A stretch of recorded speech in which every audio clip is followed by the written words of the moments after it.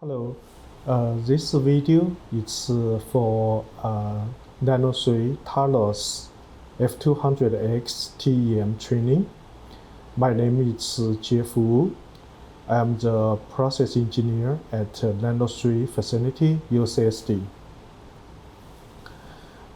So first one is about our TEM, Thermo Fisher Talos F200X S TEM. For this TEM, we have 200 kV fake emitter, can do high resolution TEM imaging, also equipped with scanning, transmission, electron microscope STEM with bright field, dark field, and high angular dark field detectors. Equipped with Super X4 SDD energy dispersive X-ray spectroscope EDX system and electron energy loss spectroscope EOS by using Gatan's spectrometer with ultra-fast dual EOS spectrum. Dual EOS means can simultaneously acquire low loss and core loss spectrum. For this training, we will cover following contents. The first one is mounting sample to single tilt holder and double tilt holder. The second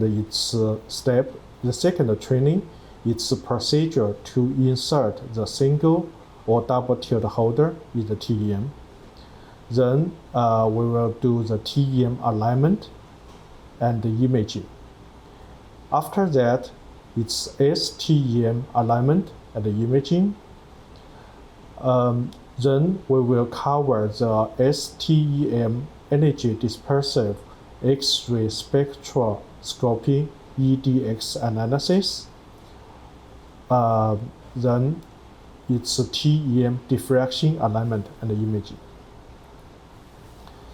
This is the first one, mounting sample to single tilt holder and double tilt holder. We will step by step show users how to mount a sample to single tilt and double tilt holder. After sample mounted to single or double tilt holder, we will insert the holder in microscope. I will demonstrate the procedures to insert the single tilt holder or double tilt holder in microscope. Our TEM have a touch screen near the computer, near the TEM. So I will demonstrate how to use touch screen to finish the insert holder process. In the same time, some users want to use the interface of main software. I will also demonstrate the process to insert the holder by using the main software user interface. For TEM alignment and imaging, I will using the cross-grading TEM sample to demonstrate how we open the beam, find the sample, doing the sample eccentric alignment, and the beam alignment by using directed alignment. I will show the steps by step to finish the TEM alignment and get TEM imaging. For STEM, I will demonstrate this function by using another sample. This is a semiconductor TEM sample. We will showing how to get by using different detector, bright field, dark field, high angular dark field detector to get the features, different features by same location. For EDX application, we will using the Super X EDX system to looking for the same semiconductor sample and find out one interesting area. For example, in this picture, we can go to the transistor area and doing EDX mapping. So to find out different materials there, like oxygen, silicon, nitride, and CO, cobalt. For the single crystal samples, for example, silicon, I also will demonstrate how to use TEM to doing diffraction to align the sample on the room axis, so the beam can penetrate through the room axis, and also to do the imaging for the single crystal samples. Yeah, this is the contents for this training. Yeah, let's start. For the TEM, they have two types of the sample. One is 3 millimeter, this kind of sample, like the round sample. And this sample have two sides. One side is a little darker. That one usually is carbon film. So if the sample is nanoparticles, nanowire, you want to put your sample on the darker side, which is on the carbon film, okay? And we use this sample as an example and for using the single tilt holder, okay? So when get the holder we put in this location, it's safe. And when we need to mount the sample, we move the holder to here. Okay, so this is the single tilt holder. And the holder looks like that. So I have the glove, and I can touch this side, don't touch this side, even have glove. So this is the O-ring for the vacuum. And here have a pin there, and the sample mounting on the top, okay? And I will be put it in. During mount the sample, I open the top part, and they have a small sharp needle. This needle can be put on this side, but if you use the left hand, right hand, some users put the needle on other side, okay? So just depends on what is the last user. They handle used the holder, okay? So right now, I move the holder to this way. This is normally I mount the sample, okay? So the needle, they have a small hole here, and I just insert it here, and my right hand to hold this one because I don't want it to move. Okay, hold this side, and I lift this lever, okay, gently, to all the way to vertical like this. Okay, then they open the space. I can mount the sample on there. So just like I mentioned, the sample have two sides. One side is like the copper color. Another side is a little darker, which have the carbon film. When we mount it, we want to the carbon side to be facing down, okay? Then in the microscope, since this holder will turn 180 degrees, then in the microscope, the carbon side will be facing up. But right now, we mount it facing down for the carbon side. I opened the box. Okay. So when handling the sample, I prefer use a vacuum tracer instead of the normal tracer, because the normal tracer sometimes is still easy to damage the sample. So when touching the sample, I'm using the vacuum tracer. This is a vacuum tracer, just one button, open, close, okay? When it's open, they start to have the vacuum. So they have a hole here. When you use the finger to block that hole, then I can lift the sample out.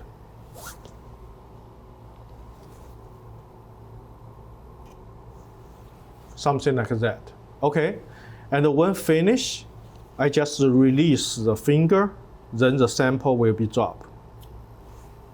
Okay, I do one more time. Close the finger, get the sample out, and open the finger to release the sample. Okay, so right now I will mount the sample on the single tilt holder.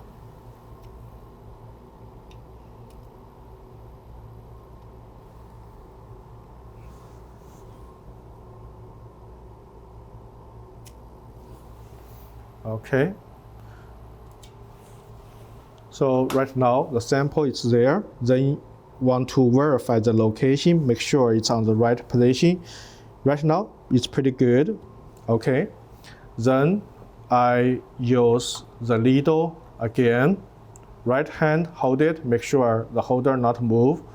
And the left hand, I get this needle, get this hole, and slowly get the lever down, okay? And make sure it's all the way down. So this is how we mount the sample on the single tilt holder, okay? Then I tilt this one and give a little tap, make sure the sample is safely mounted on the holder, okay? To get the sample out, when you finish the experiment, you do the same thing. Okay, so use this one, insert this small hole, and the right hand to hold this one, and lift the lever all the way up. Do not leave halfway, okay? Because halfway, they may come back by the spring. That is sometimes it's dangerous. So just all the way up. Then I can use a vacuum tracer to get the sample out of the holder and back to the box.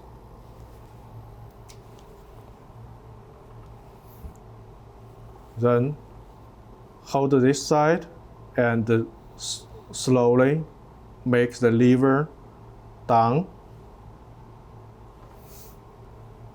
and sample safe back to the box and close this one. So this is the process, mounting sample and demounting sample for the single tilt holder. Okay, so let's go to the double tilt holder. So we put this one back to here to be more safe. Then I get the double tilt holder. A little thing to explain. So what means single tilt? What means double tilt? Single tilt means when the holder inserted in the TEM column, the holder itself cannot move itself. The tilt with the stage. So the holder is inserted, the tilt with the stage. So this means single tilt.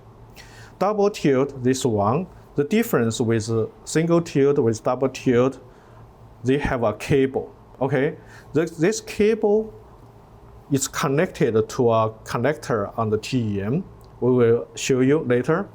And the holder itself also can go with the stage to tilt. This is alpha tilt. Okay, also like a single tilt holder, only can do alpha tilt. But for the double tilt holder, they have a cable.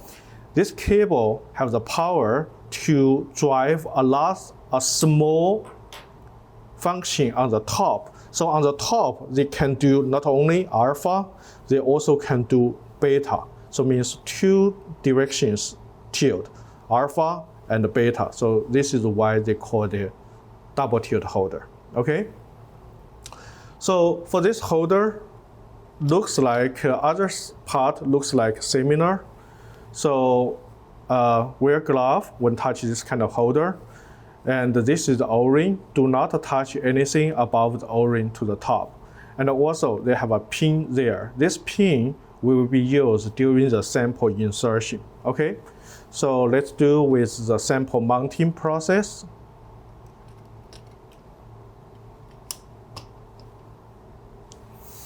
Okay, So this needle is only for single tilt holder, so I put it back. For double tilt holder, we need another special small needle. Okay, I get the needle out.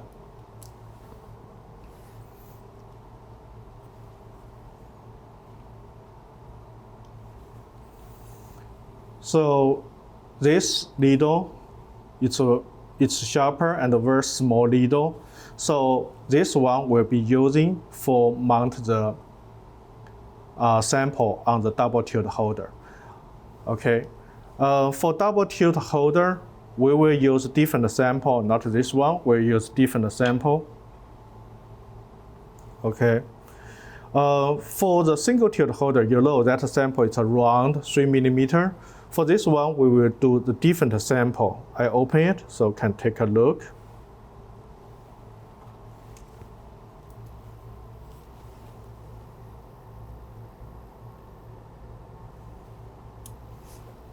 Okay. So for this one, instead of the circle round sample, this one is more like a half moon, or it's also 3 millimeter, but it's like a half moon sample. So this is a different TEM sample. This is this sample is made by using the focus ion beam system, dual beam focus ion beam system. Before mount the sample, let's look at how we hold the sample there. Okay. I move this one a little away so can see here. So right now from here you can see they have a copper clamp or something like that. When we need to mount the sample, we turn the holder to the back. Okay. Then from there, we can see a very small hole on the top. This is I marked here. So I need to use this needle into that small hole and push. Okay. So right now you see two things drop. One is the spacer.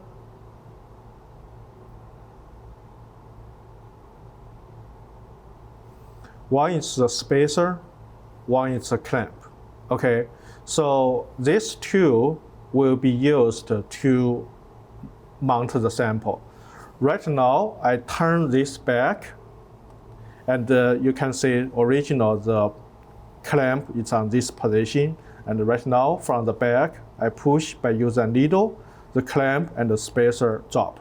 Okay, and right now, I can mount the sample on the double tilt holder. Okay, and here, just like I mentioned, we have two samples there.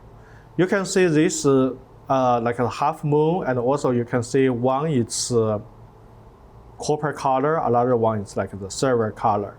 I just want to show we also have different materials for the sample base. Like this is copper, this is MO. Why we need to have different one? Because you know the TEM, one of the function is EDX, by using electron beam to figure out what is the materials. So if your materials have the copper, then you don't want to the base use copper. You want to base use other materials. Otherwise, when the EDX shows the copper signal, you don't know it's a signal from the sample or from the base, from the grid. Okay. The same thing for another one. Okay, so right now I will mount one of them on it. I also use vacuum tracer, same process.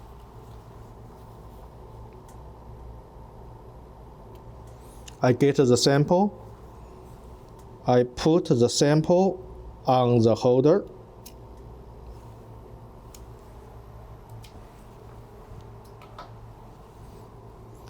And I make sure the sample is on the right position. Okay, sometimes I just use a little tab to let them go to the position, okay? Then after that, I can put the spacer on it, okay? When get the spacer put on it, I can use the physics tracer, and do not grab spacer this way. This way the spacer may fly away. So grab like horizontal, like this way. And I put my spacer on it. Okay. Then this is the clamp. First, I need to make sure you can see the clamp there. They have the things right now is facing up. I need to make sure the clamp facing down. And for this clamp, you can see this two is closer compared to this one. So this two will be on here, and this two will be on this side. So I mark it the right direction, then I put this one on.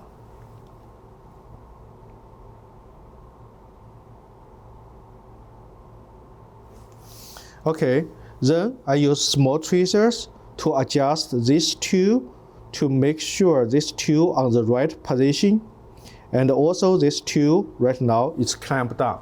So this two already on the right position and clamped down, but for the top right now it's still up. So I will use the tweezers to push the top to finish the clamp process. And when you use the tweezers, make sure don't do this way. This way will be damage the sample. Use this flat side. Okay, I will do the demo right now.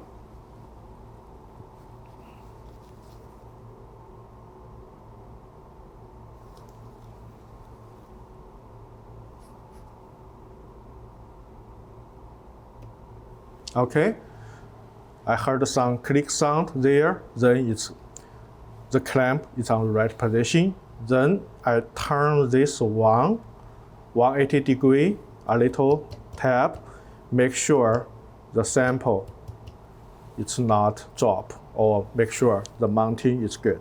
Okay, so this is how we mount samples on the double tilt holder. Okay, to get the sample out, when you finish the TEM, turn back, use this small needle, find the hole there, and push in. Okay. So right now you can see 3 seams drop, clamp, spacer, and the sample, right? So use vacuum tracer for the sample.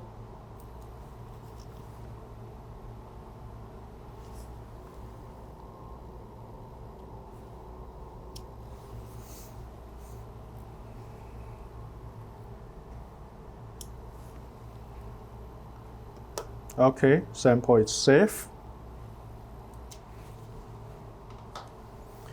And I put the spacer on it. Right now, low sample, but you need to put everything back.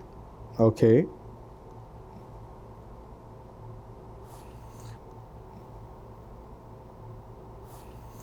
Then the next step is for the clamp. Find out the clamp, the direction.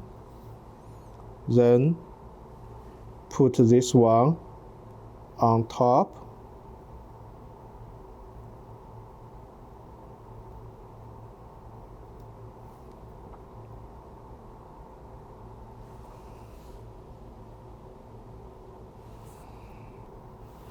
Okay, same thing, use this one to push this side, the clamp down, to finish, to put the clamp on the right position.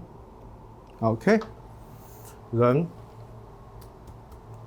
this is get everything back. So when finished, double tilt holder, both hand to move it back. Make sure you use both hand because this one may slide out and drop. Okay, make sure carefully put it to here. This needle put it into the box and save to here, tracers. Okay, so this is how we put in the sample on single tilt holder and double tilt holder. So for the single tilt holder, before insert, this is the touch screen, so we need to focus on two things. The first one is this valve, this one is closed. The second one is the stage, it's all 0. If the stage number is not 0, so reset XYZ to make it 0. Okay, so right now, insert the single tilt holder. So usually this door is closed like this. So we open the door.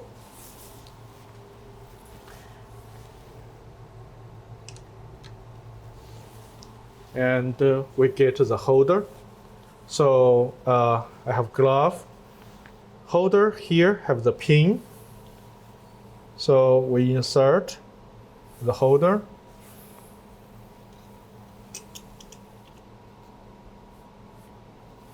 Okay, just like that. You see, you hear the sound. That one is the relay. So right now they start to pump. So, and also you see the red LED is on. So that means right now they start to pump down. We need to wait. This is a 4 minutes process. Wait the pump down process to finish. When they pump down, pre-pump the finish, this light will be turned off. When the single tilt holder inserted to the loading area, they will jump up a window, ask you to select what kind of holder it is. So right now they show double tilt holder because the previous user used double. Since right now we use single holder, so we need to, from this menu, to select the single tilt holder. Okay. After we select the right holder, then we click select. Okay. This one is for the pre-pump we set like 4 minutes. So right now they have still like 3 minutes, 10 seconds for the pump down. After the pump down the process, we can fully insert. So right now we wait this one to be fully finished. During the pump down process, on the sample, the light also is on, LED light. So we wait another 2-3 minutes.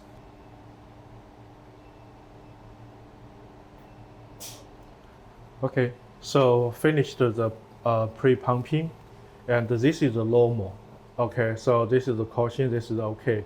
If they have some vacuum leak or something, a window will jump out and says tuber pump error or something. Right now, this is good, so I can finish the inserting process. So right now, I will counterclockwise turn around 120 degrees. This big pin will into this hole. The vacuum will suck this holder in. I just hold it, let them smoothly come in.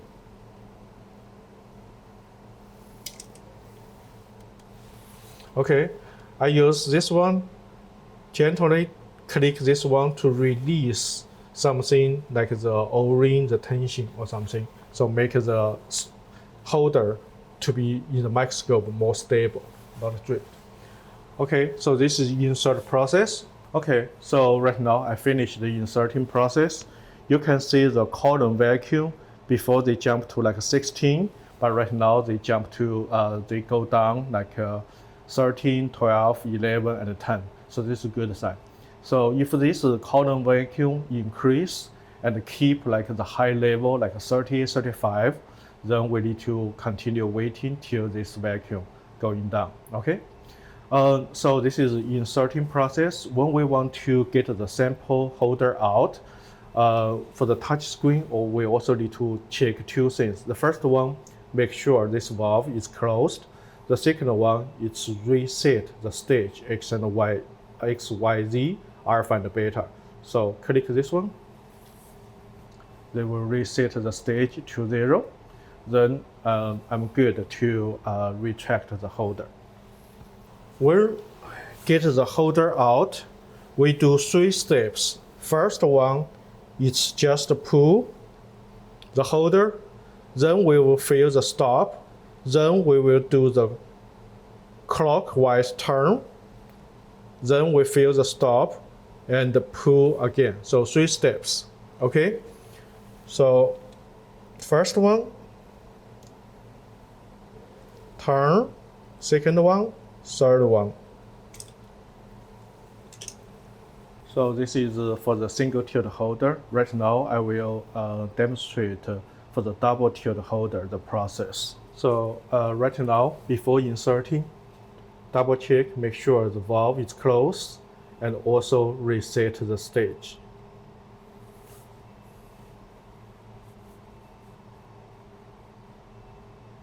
Okay, so it's ready for insert. This is a double tilt holder. So compared to the single tilt holder, they just have one cable, and this cable need to go to this connector. So the process, we're doing the process. Stage, it's on the right position, and the vacuum is closed. So this is a pin, and we insert from here.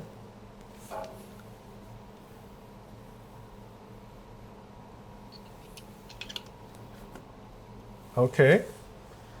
So right now, this light is on, so they start to pump down. The first step is the same like a single tilt holder.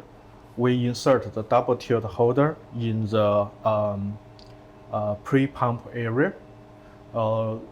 They also have a window jump out, ask you to select the holder type. Since last time we used single tilt holder, so right now the default is single tilt holder. From here, we can go in, open the touch screen and see the menu. Right now we are doing the double tilt holder, so we choose double tilt holder. Then we click select.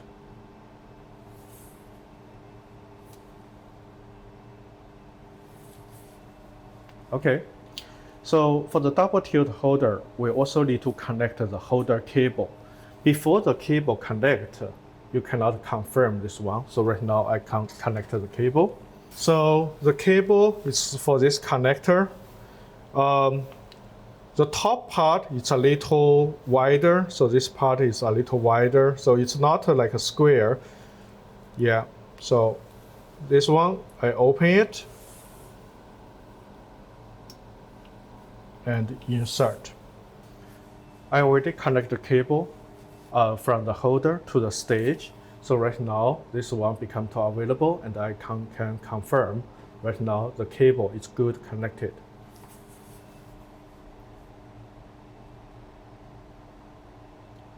We continue to wait another 2 minutes, 30 seconds to finish the pre-pump process.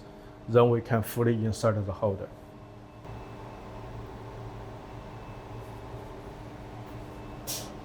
Okay, so light is off, and this is a normal. If you have anything wrong, window will jump out, says some tuber pump issue or the vacuum issue. Right now, this is good. So with counterclockwise, turn 120 degrees to finish the insert process. Counterclockwise, 120 degrees. Then the vacuum will suck the holder in. Release some tension. Okay, so this is ready for analysis. Okay, before analysis, make sure close the door. Okay, so this is good. You can see the column vacuum. Previously it's 21, then 15, 11, 10. They continue going down, so this is a good sign. And also right now it's 9, so that means no vacuum break, and also the sample is good. It's don't outgassing to increase the vacuum. Okay, so when we finished the analysis by using double tilt holder, before we retract the holder, we need to double check, make sure 2 things. The first one is the valve. We want to make sure the valve is closed. The second one is we also need to reset XYZ alpha beta, make sure the stage is on the loading position.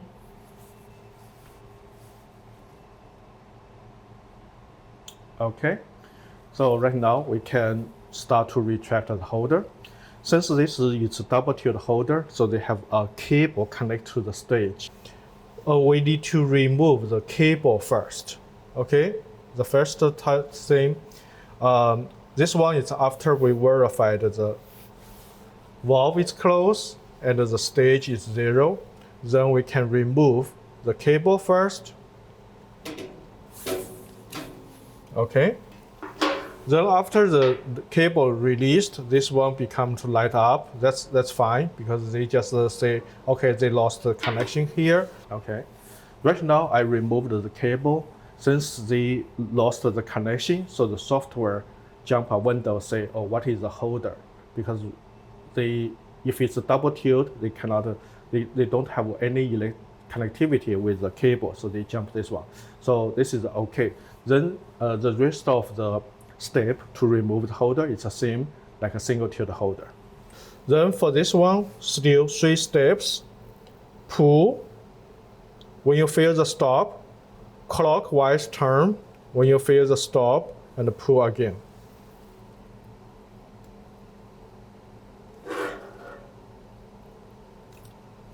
Okay. Holder get out.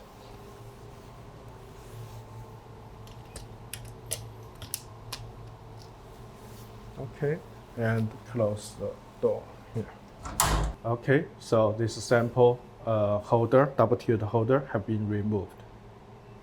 And you can see the vacuum already back to 1 column vacuum. That's good. Yeah, so that means everything good, no vacuum leak. And also from here, you can see XYZ, and also you can see the liquid nitrogen level. Right now, you see here it's 90%. So this is almost full of the liquid nitrogen.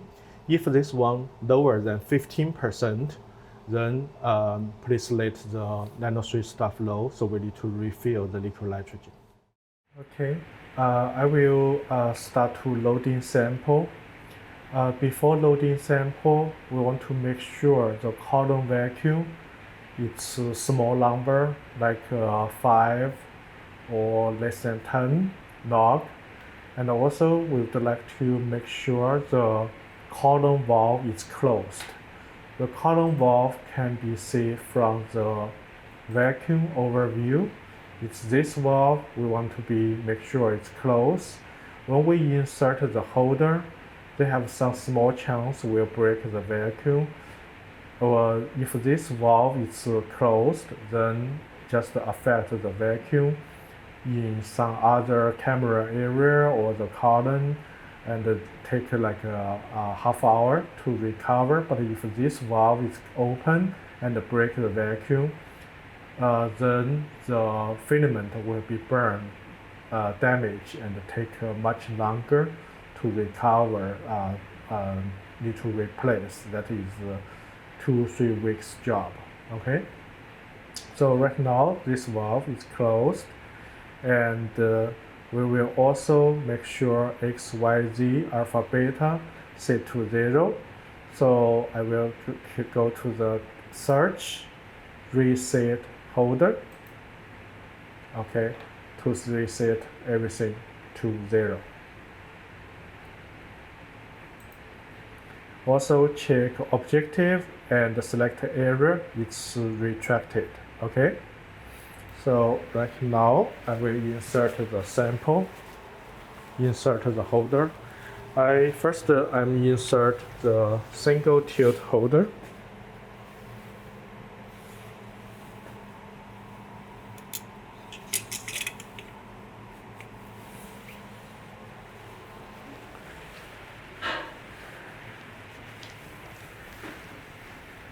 From here, you can see right now I inserted the holder to this loading lock or partially there, and this start to pump down. It takes like 4 minutes for pre-pound, then I fully insert the holder in the chamber. So select the specimen holder. This is the single tilt, so I click single tilt and I confirm.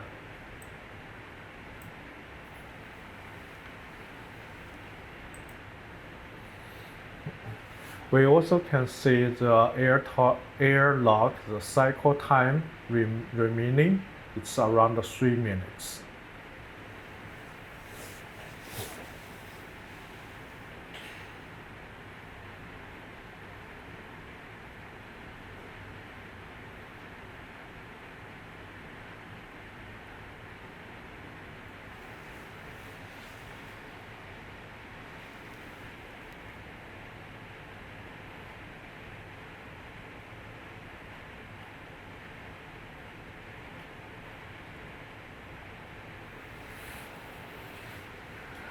While we are waiting for the airlock cycle time to finish, we can go through some of the user interface. So this part is TEM control. They have different pages like a setup, search, alignment, camera, and a lot of things there. Okay, and in each page, for example, in the first page, they also have 1, 2, 3, 4 boxes. For example, in here, setup, we have the vacuum, high tension, FEG control, and FEG register. Okay. On lower left corner, this is for hand panel. You can see here the hand panel. On the center part here, this is multifunction X and Y, L123 and R123. What is the function for these knobs or buttons? It's showing on here. Okay, so for example, currently multifunction X is beam shift X, multifunction Y is beam shift Y. This part it's notification area. So if anything like the sample, insert the holder, select a different sample, they will showing on here.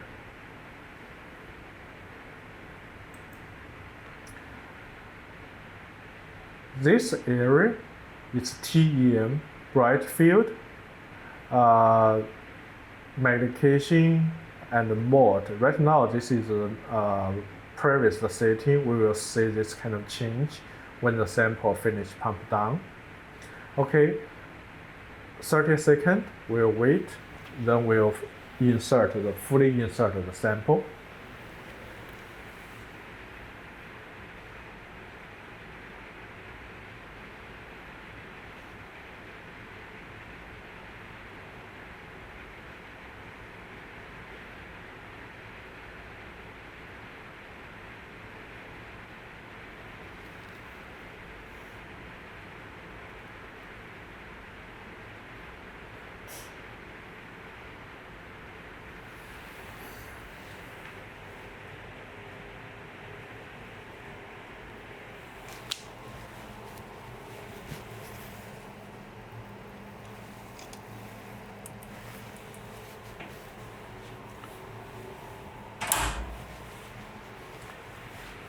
TEM sample is fully inserted, and then we can check the column vacuum. Right now it's 10.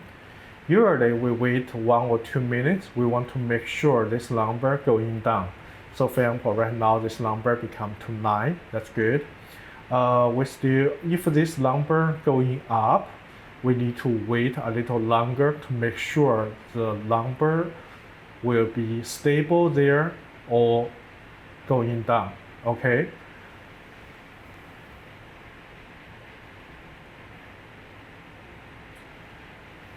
If the number continue going up or they stay in some high number like 30, 35 and don't going down, one of the reasons is due to the sample.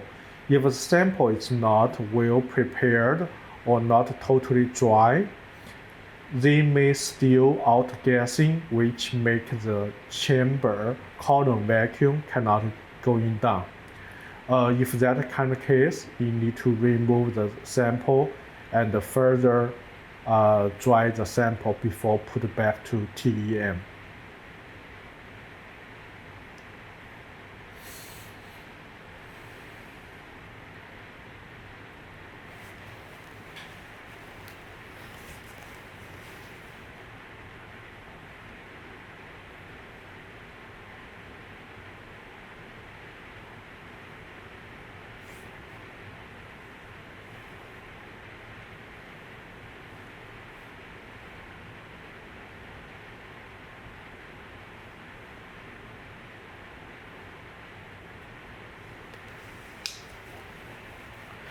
Okay, so right now the number become to 8. It's continue going down, so we can start to open the valve. Okay, so you can see the valve is open. Okay, after that we would like to load the file for the fig register file.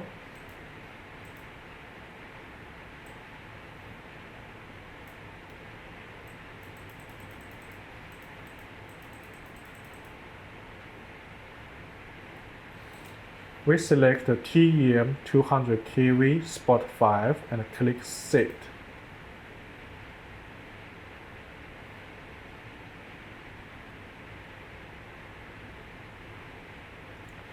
And press this eccentric focus to reset some of the lens parameters.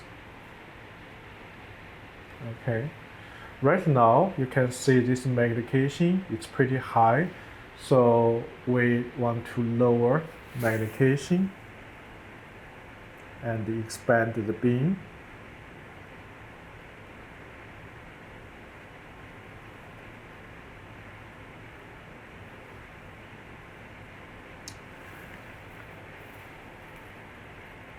For TEM bright field, they have different mode to operate. For example, right now this is M mode. If we continue going to low magnification, we can see the into LM mode.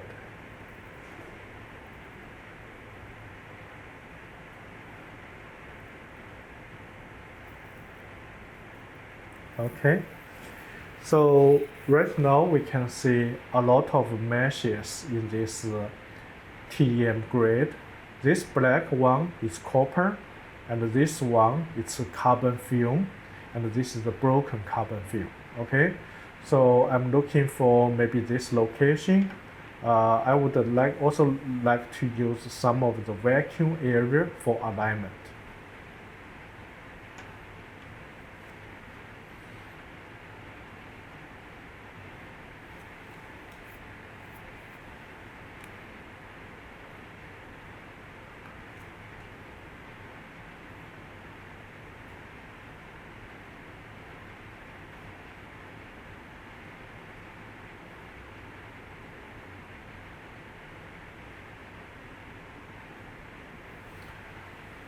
For the TEM, most users use analysis in SA mode. With the magnification in the SA mode, the smallest magnification is 4,300, and the highest one is 630,000. You can see that one. I continue increase.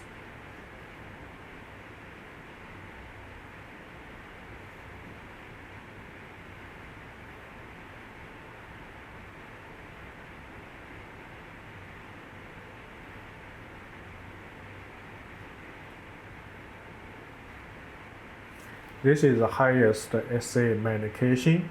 If we go to next magnification, it will be jump from SA to another MH mode.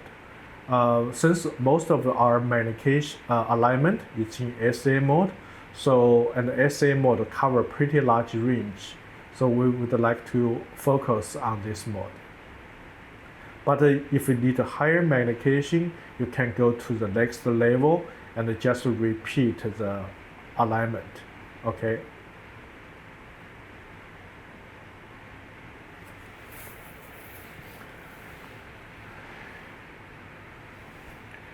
Okay, I use joysticks to move to some areas where, features we can move to the center of the beam, for example, here.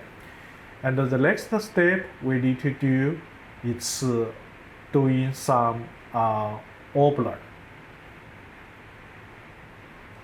We use wobbler method to adjust the eccentric height.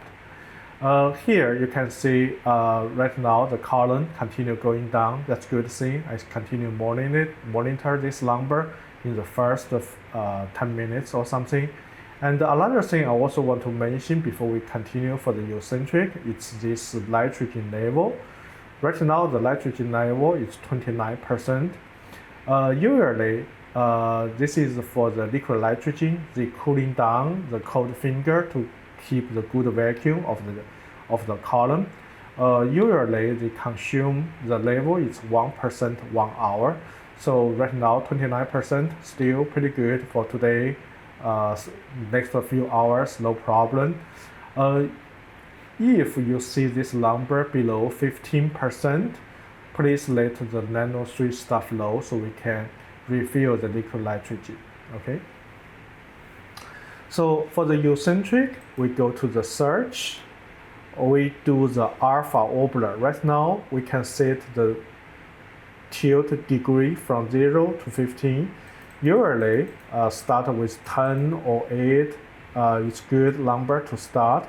When I click the wobbler, you can see the screen, they are moving, the features, they are moving. Means right now the screen height is not eccentric height. So we will adjust Z to make it eccentric, minimize this kind of move. This Z is pressure sensitive button, so you press and hold it, then it will be moved. And I can see the movement by here, by the Z number. So right now it's 0. Let's do some changes. Okay. So looks good. Right now you can see they are moving in a very small range. The scale bar is 1 micron. We would like it if moving within micron or half micron, that is best. So right now I think it's good. It's already within 1 micron, so we can stop wobbling. Another method for doing the eccentric, adjust the eccentric, we call it a contrast method. So right now I increase the magnification to a little high so we can see more clearly. The contrast method, right now we want to the minimum contrast. Okay, so right now I will adjust the Z so you can see the screen, the change. Okay, if I do this way, you say, oh, the contrast increase. You can see this feature is pretty clear. If I do other side, you see certainly the contrast is pretty low, minimum, like here right now. If I continue adjust Z, you can see the contrast coming back. So contrast good, contrast high, minimum contrast, contrast high again. So we would like to the minimum contrast.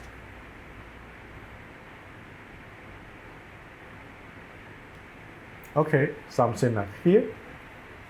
So right now the sample is in eccentric height. We finished the sample alignment, then we need to align for the beam. So usually we would like to go to the vacuum area for the align for the beam. So we decrease the magnification.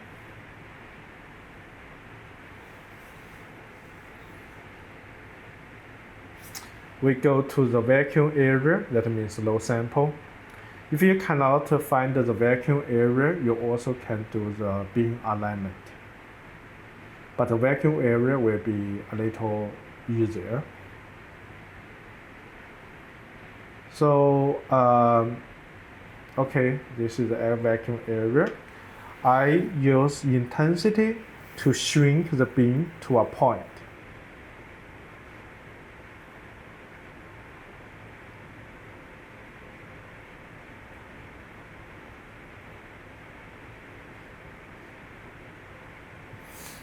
Right now you can see the beam, center beam, it's not in the center of the phosphor screen. So we go to here, directly alignment, and we use beam shift to move the beam from here to the center. And before I click the beam shift, you can see right now multifunction XY is beam shift, but this is not alignment beam shift. Then when I come to here, click beam shift, you see the multifunction X and Y, they change it to alignment beam shift X and Y. So I can use multifunction knob X and Y. We can move the beam to the center.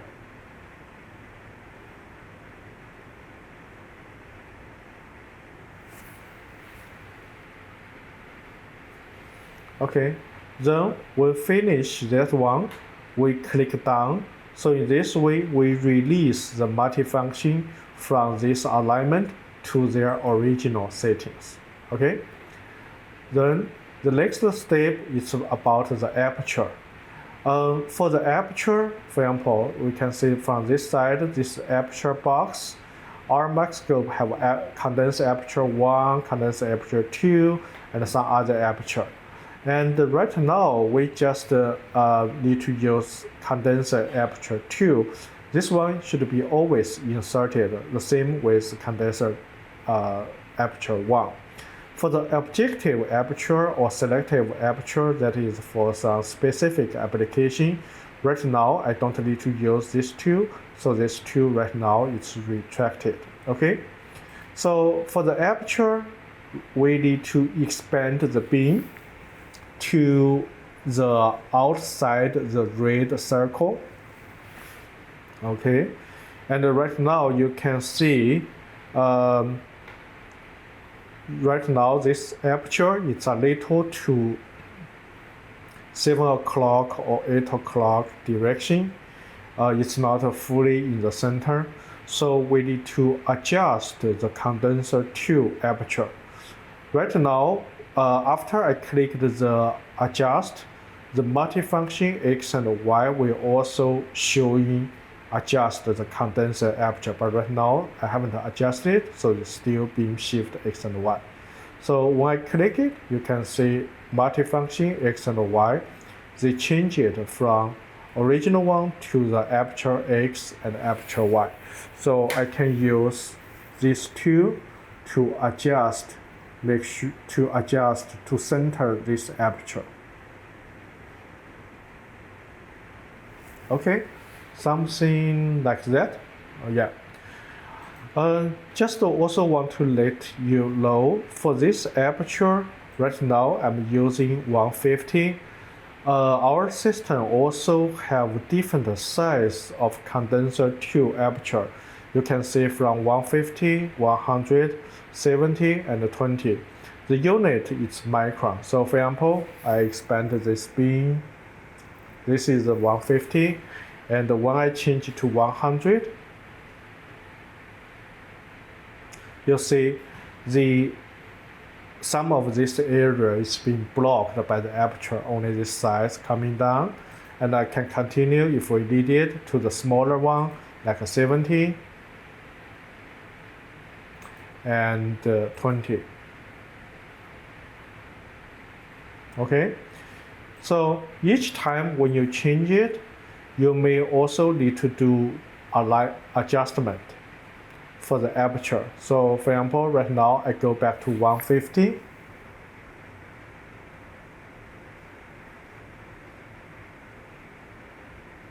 I still need to do a little bit adjust, because right now this one is a little 1 o'clock, 2 o'clock direction. So I need to adjust a little bit for that.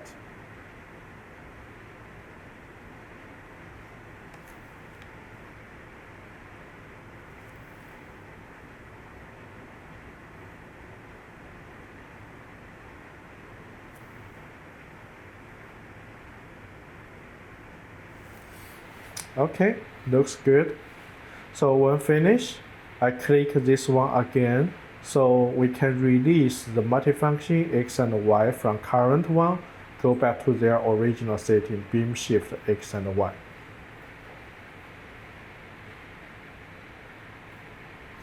The next one is we want to also make sure the beam is round, it's like a circle. So we need to increase magnification to a little high to verify this information. Right now the magnification is 7,000. So we adjust the magnification. For example, let's go to like close to 100,000.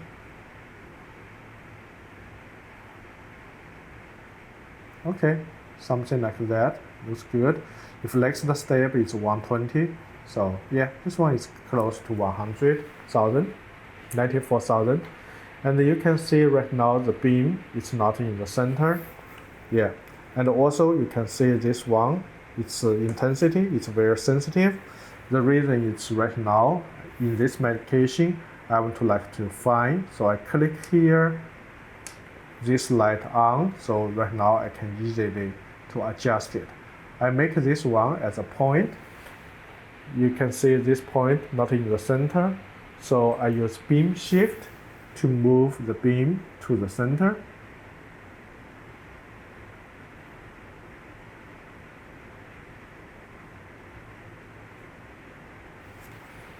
Okay, then I expand the beam. Okay, looks pretty okay for me. I adjust a little of the aperture, do some fine adjustment.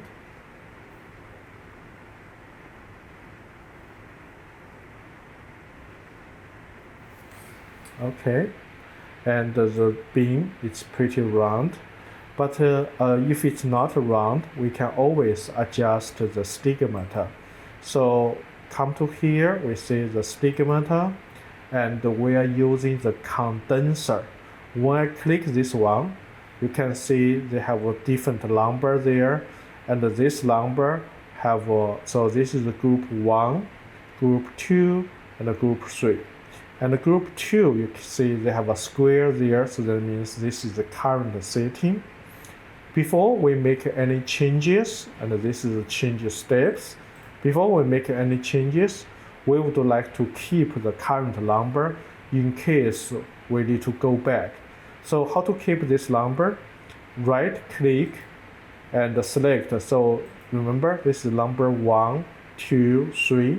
So current one, right click and copy 2 to 1. So that means we make a copy of this number. Then we can make the changes for condenser, because right now you see multifunction X, Y, it's condenser, stigmata X and Y. So I can make some changes. Oh, this is not good. This is X. This is X, another direction. And also you can change number Y. Yeah. So make it round, make it better. So, but if we messed up, we say, oh, I think the original one is better. Since your original saved the data, so I can just click here and go back original one. Or sometimes you make something, although looks like pretty good, but you don't know, which one is better. So you can compare, to figure out which one is better. When finish the stigmata, you can also click Run to confirm these settings. So right now, I think right now this one is good enough. So I click this one to save the data.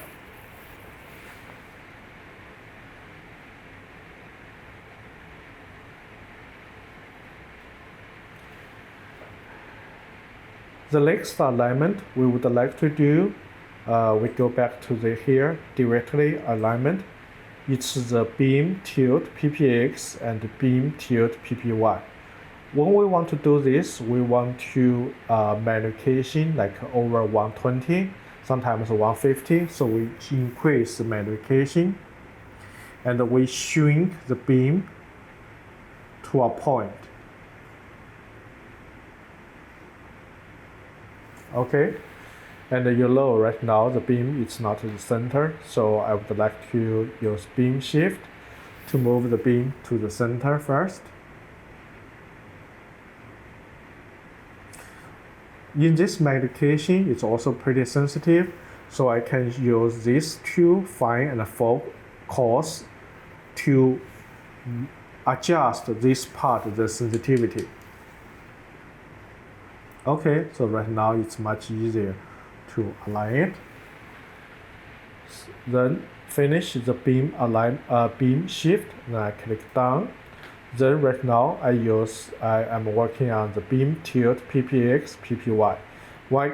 Like the other functions, when I click it, the multifunction X and Y will changing from current setting to beam tilt PPX and PPY. Okay. So right now you can see two is blinking. We want to move the two together. Right now these two pretty close, but sometimes it's a little far away. So for example, this is X and this is Y. Okay. Sometimes you see the beam looks like that. So you need to adjust X and Y to make these two beams on the same place. Something like that. So this is beam tilt PPX. Then do the beam tilt PPY. The same, for example, like two beams, sometimes like that. Then you need to adjust it to make sure the two on the same location.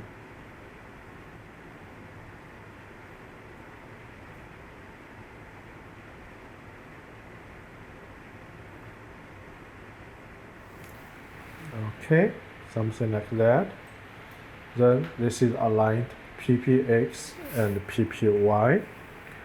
The beam a little not in the center, so beam shift, move the beam back to the center.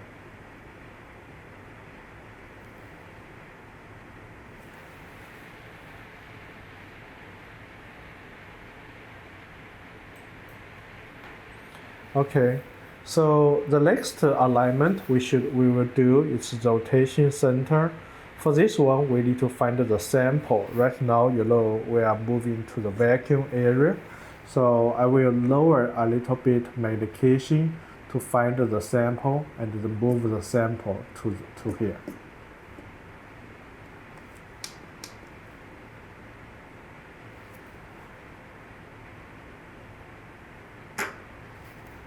Okay, sample already in the view. So I increase magnification. For the rotation center, we would like to go to 120 or even higher magnification. Okay, so for example, right now I go to like 150,000 magnification. The screen is so much noise, you can see it, like the signal noise, the ratio is not good. When this kind of happen, please use intensity to shrink the beam, so improve the signal.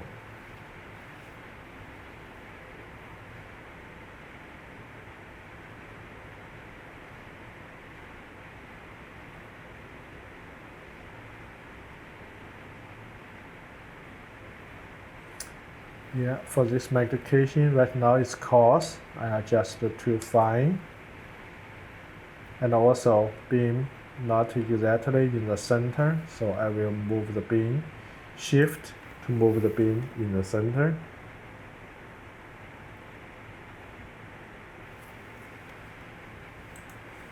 Okay, expand the beam. Okay, so we can see a bunch of the features there. That's good. Then when I click the rotation center, the imaging is like zoom in, zoom out. Basically, they are under focus, over focus, under focus, over focus. But right now, they are doing like this, but they also have a little X and Y movement. I make it that one a little more easy for you to see. Okay, so right now, for example, you can see the image. They are doing like this, zoom in, zoom out, but they also do like this direction. Or sometimes you can see they also do Y direction or some combine X and Y. So we need to use multifunction X and Y to minimize this kind of move, rather than just focus on the focus or focus on the focus and minimize this kind of XY movement. Here, since I already selected the rotation center, so you can see the multifunction X and Y, they already changed to rotation center X and Y, okay?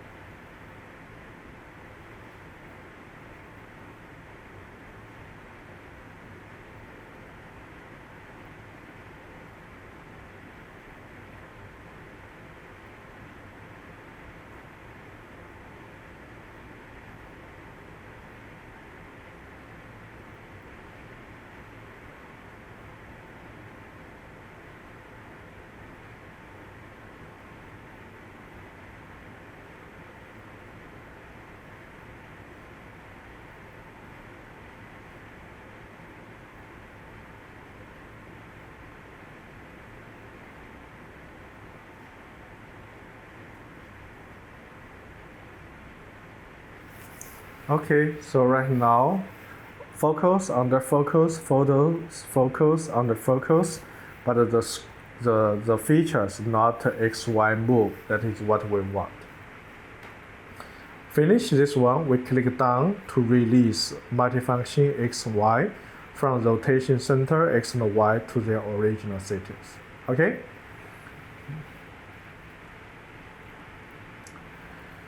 If we find out some features, for example, right now or someplace you want to take some pictures, we would like to use the camera. So we go to the camera page, and sometimes you'll say, wow, where is the camera? Looks like the hardware not connected, okay? So if you find out this issue, double check if the camera software is open or not. The software for the camera, they call it TIA, T-I-A. So like this one, so I need to open the software. When the software is open, you can say, oh, here the hardware SATA camera is here and a bunch of settings coming down. So this is all the settings we may need to use to operate the max camera. But if you don't see this information, just double check if the software open or not, okay? When we see the camera, when you first use the camera, you should see like this kind of thing. If you see the insert is yellow, that means the camera still inserted by previous user and forgot to retract it. For example, if you see something like that, that means the camera is inserted. When you open, you see like that. So before we use the camera, we want to set the parameter. So if that kind of case, I would suggest you remove the camera first, check the parameter, make sure everything is good, then reinsert the camera.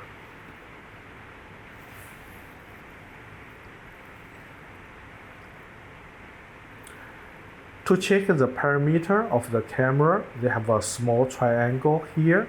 Open this window, and here, this part, it's search, preview, acquire. We would like to check this parameter. This parameter, the main thing we are checking is the integration time. Because you know the electron beam penetrated the sample and coming down, the camera just under it. And the camera can only sustain certain level of electron touch their surface. If too much electron coming down, it may damage the camera. So this is why we want to control how much electron can reach the camera by setting the integration time. So let's take a look. Search integration time 0.128 second. This is our preferred setting for the search, and the preview the same number, and acquire we want to 1 second. Okay, if you see some of the number it's not this number, we would like to change back to this number. For example, if you see something integration time is 4 seconds, you can lower to 1 second, or you can just use keyboard to type in 1 second. But if you change it by typing the number, please click here to confirm this number. Otherwise, the number not really input. For example, if I go back to here, I didn't confirm for the acquire. I go back, you see still 4 seconds. You need to confirm the number, then the number saved to the system. Okay?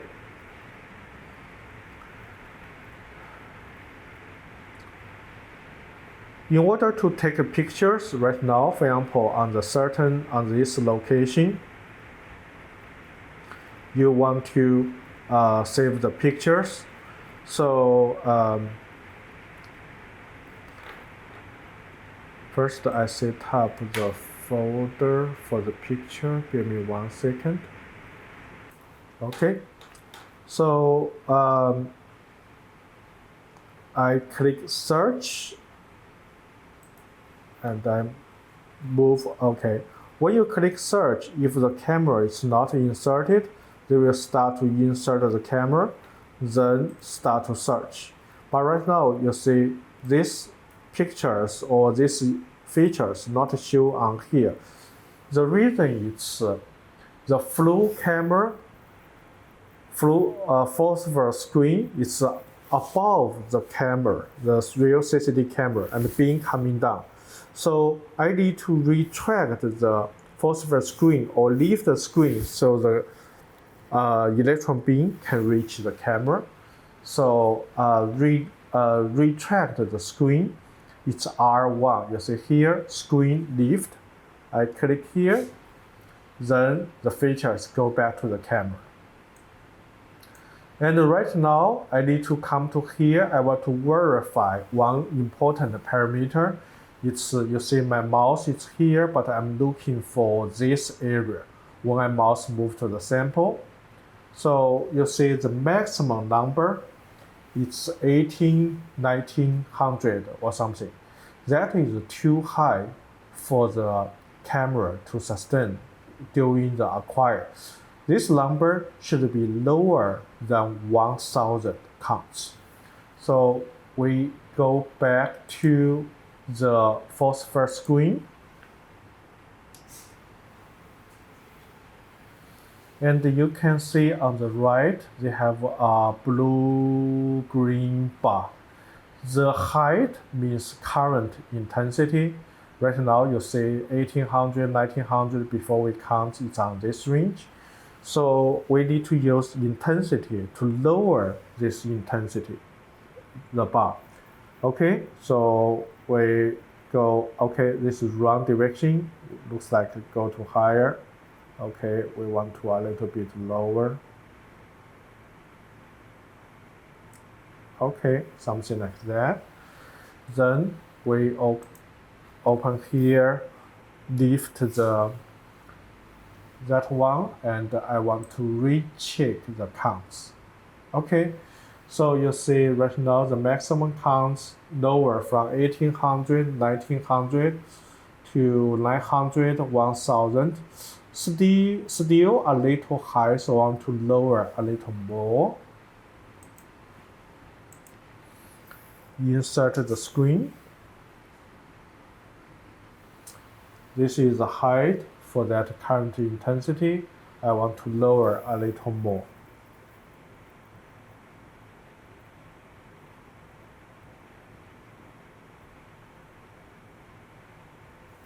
Okay.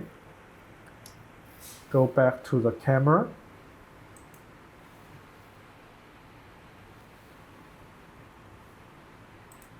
And looking for the maximum number here. Okay, so right now you see the maximum number it's 600, 700, 800.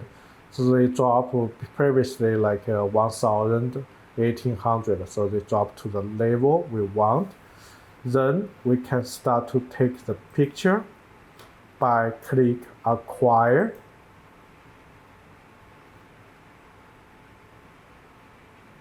Okay, so this is the picture we just take. To save this one, we can file, save as, go to the folder, go to computer, user data, select the whole folder you want. Right now, I set up a training folder, and this is the original file we would like to save.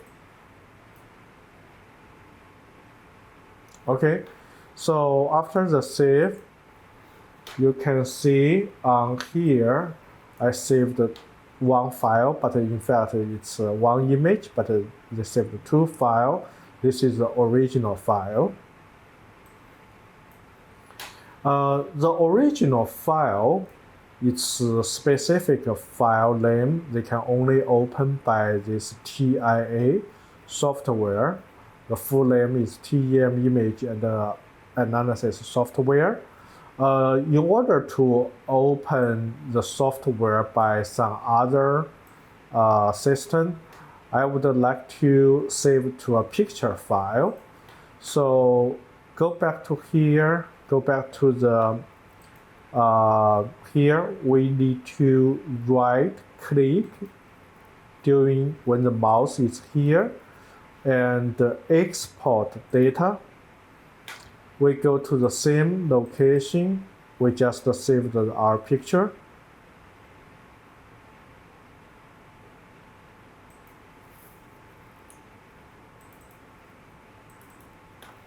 And we can save this data here. And before you click the save, you see this TIFF file, but please choose the second one. This one is with the scale bar. The first one is without scale bar. So please choose the second one and click save. So after that, we can see this is the file we just saved, and it has the scale bar there. Okay, so this is how we use camera to save the pictures.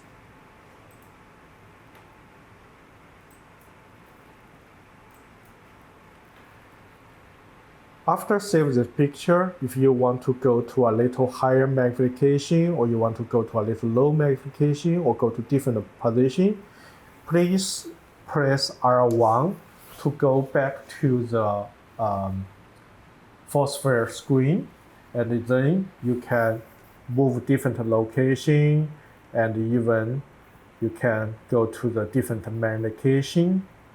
For example, right now I want to take some low mag image.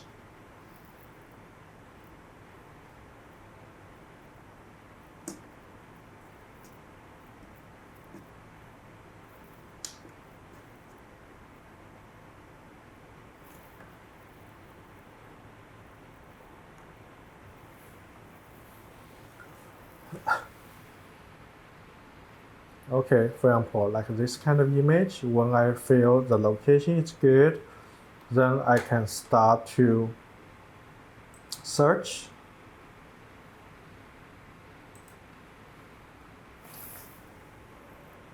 Lift the screen so the camera can see the information. Then check the counts again. Right now the counts also a little high. So I need to go back.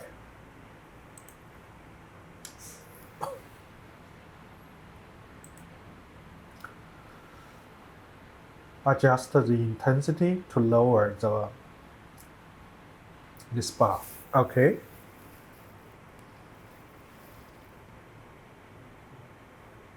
Wrong way.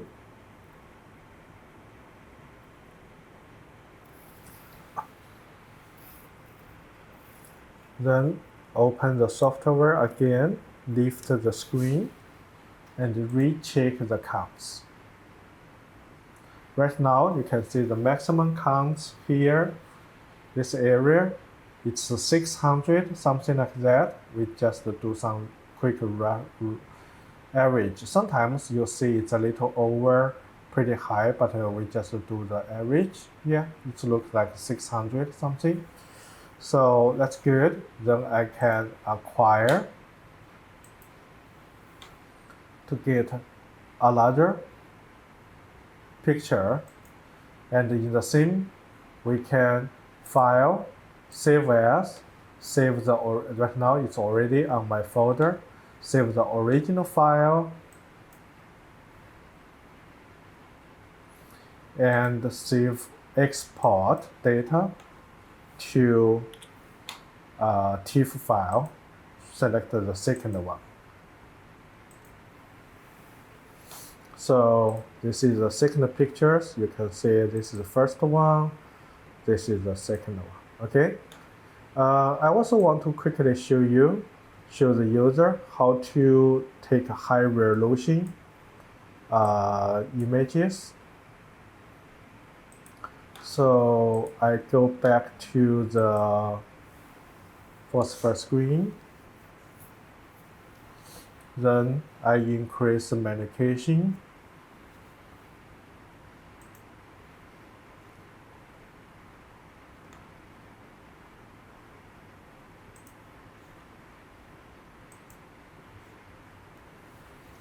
To close to 630K, 500K.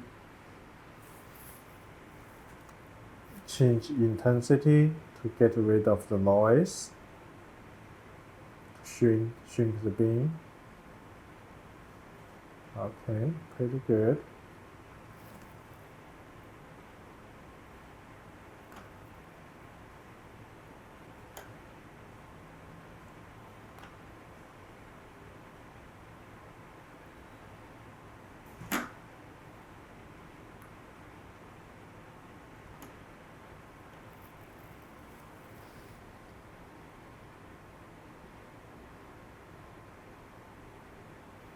You see the beam not in the center, so I need to center the beam.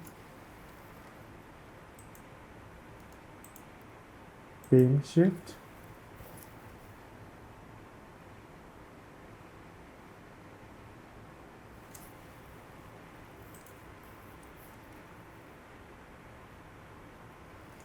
And adjust a little height during this high magnification to fine adjust the eccentric height.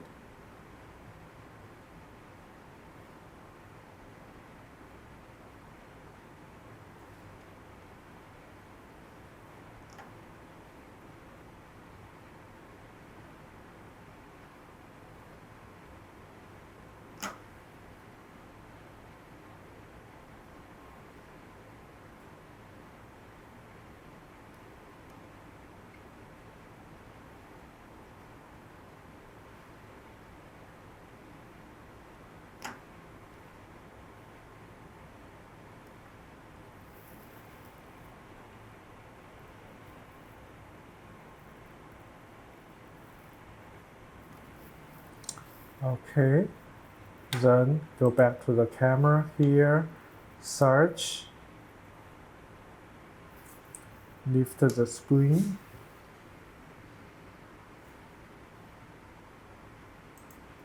and check for the counts. Right now the counts showing on here, I think 12, 13, 1400 is a little bit higher, a little high. So I need to go back to the here phosphor screen and lower a little intensity. So right now the intensity is here. I need to lower it a little bit. Okay, so in this magnification, I want to use fine.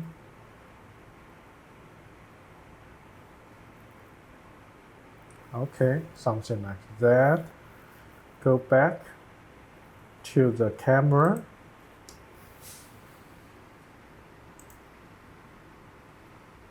Okay, so right now the maximum number around here. 700, 800, that's good, less than 1000. So I can take the picture, acquire, and the information is on here. So here it's the room in. You can room in, you can see the features there. This particles it's gold and particle, and I think it's metal. So you can see the metal structure here.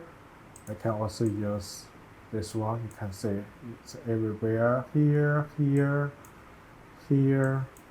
Yeah, and this is a good TEM image, and you can see here. I can zoom in a little more, so you can see it's here. It's 2 nanometer.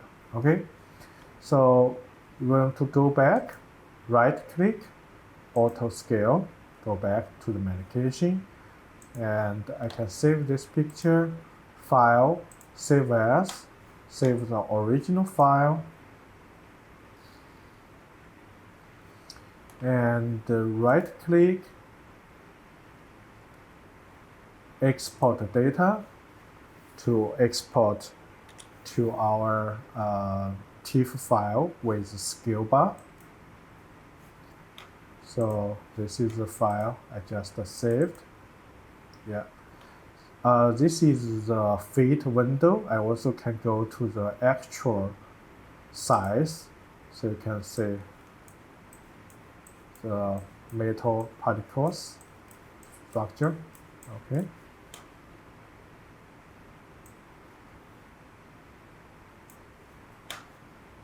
Okay. After take the pictures, after finish, use the camera to take the picture. Before you close this software, make sure you saved all this data. We already saved, so we can close it. And also another thing to remember before close the software, right now you see here the camera still inserted. So please click insert again to remove the camera. So after that, then you can close the software. Otherwise, when the software closes, this window, this box, most of the information will be gone. You don't know if the camera is inserted or not. For example, I insert the camera. You know right now the camera is inserted, but if I close this software, oh, do I want to save? I already saved. So you see this box, camera information is gone. You even don't know it's inserted or not, but in fact it's already inserted. So this is why, please remember, before you close this software, if the camera is still inserted, click again to retract the camera. Okay, then we can close this software for the camera. Okay, well, we go back to the phosphor screen. Okay, and if you want to go to other place, do some other analysis, we can continue working on that one. If you finished this sample, you would like to get the sample out. So we opened the vacuum overall, and also go to the first page. You can see right now the valve is opened, and you can see here. So one of the most important is every time when you insert the holder or you remove the holder, make sure you close the valve. Okay. Then the next step is you can see here right now, this sample X, Y, Z, they have some numbers. We don't want to remove the sample right now because if you right now they are not 0, 0, 0. If you force to remove the holder, it may damage the O-ring, which may take a few days to 2 weeks, even sometimes 3 weeks to rebuild the holder. That is takes so long. So we would like to you go to the second page, search, and reset the holder. Then we'll reset everything back to 0. Okay, so right now XYZ stage 0 and the valve close, so we can start to remove this sample.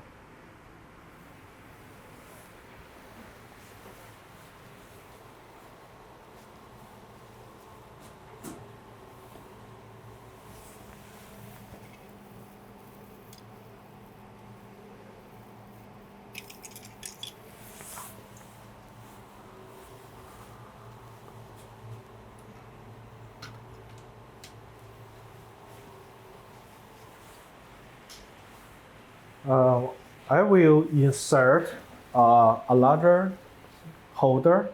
Previous one is a single tilt holder. Right now I will insert the double tilt holder and demonstrate another sample. Before we insert, we make sure the valve is closed, the X and YZ is reset holder, and also the column vacuum, we want this one smaller than 10 before we insert. Right now 2 is very good.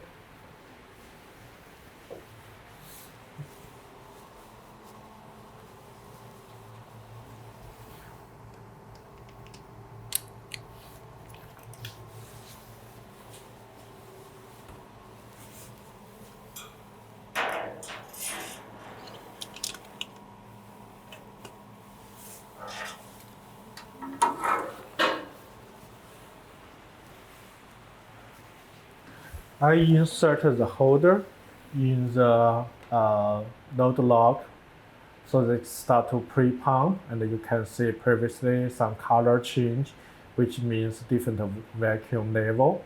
And since this time I'm working with double tilt holder, so when this says select the holder, specimen holder, I should select the double tilt holder and confirm. After confirm, since we use double tilt holder, they have a cable to connect it to the stage. So they ask you to connect the cable. Before I can really physically connect it, right now this is not available, fade out. So I need to connect the cable first.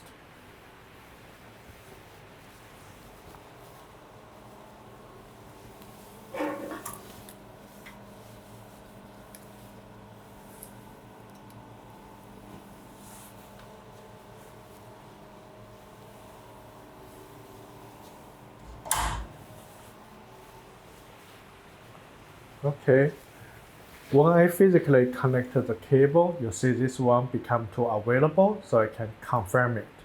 So right now, everything is good. I'm waiting the pre-pump air lock cycle. I still have 2 minutes, 20 some seconds. Then after that, I will fully insert the holder in the column.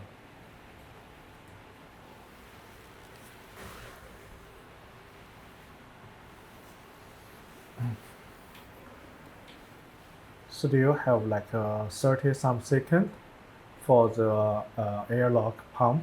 Then I will fully insert the holder.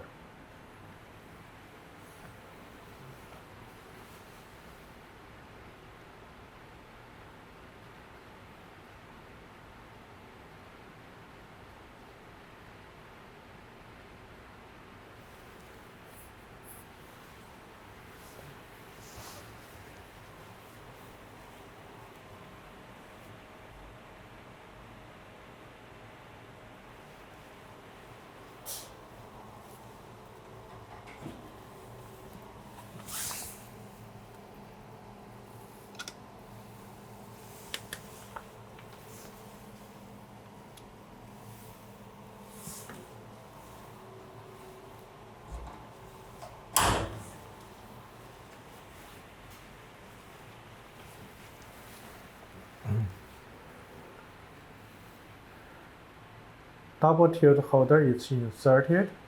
Right now the column vacuum is 8. We wait a little bit, 1 minute, to see.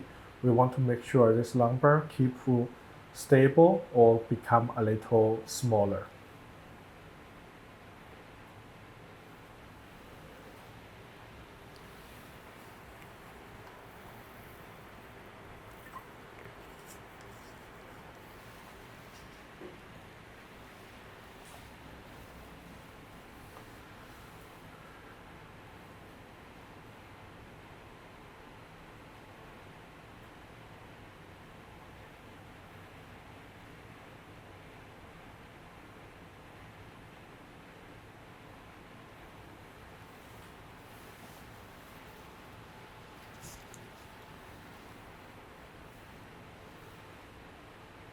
Yeah, so right now the column vacuum become to 7. That's pretty good. So we can start. Okay, the same. Right now I open the valve. Okay, and we also loading this file.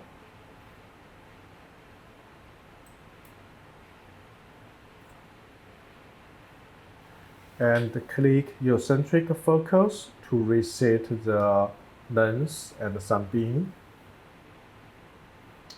Okay, I decrease the magnification. We want to find our sample, our feature.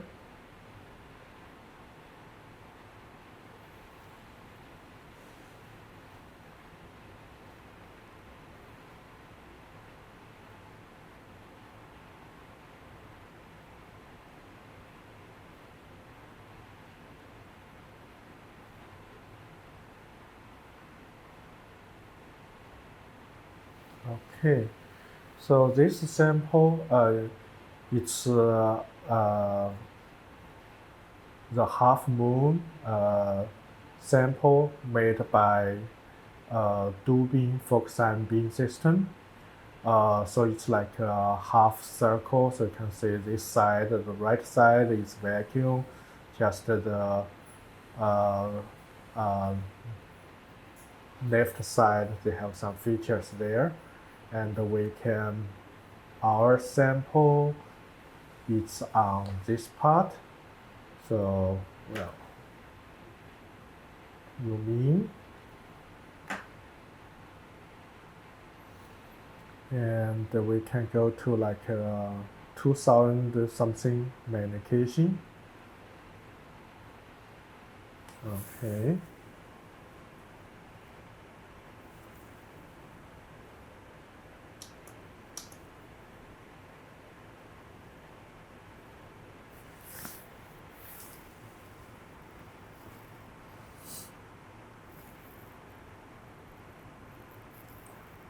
Okay. The sample, it's a little cracked in the middle, but that's fine. We should be still working on that. It's the part should be still okay. So I also adjusted the eccentric height by search. Wobbler, I start wobbler. Oh, you can see they move out of the screen. So that means the height is pretty far away from eccentric. I will like to lower a little magnification and try this again. I want to, one screen the move. In the same time, I also can decrease how much degree they're doing right now. It's 8 degree. I can move to 6 or even 5. So I start a wobbler. Okay. Then I use Z to adjust the number on here. Same, this is pressure sensitive. If I hold it, it will continue. So you can see from the Z, the continue move.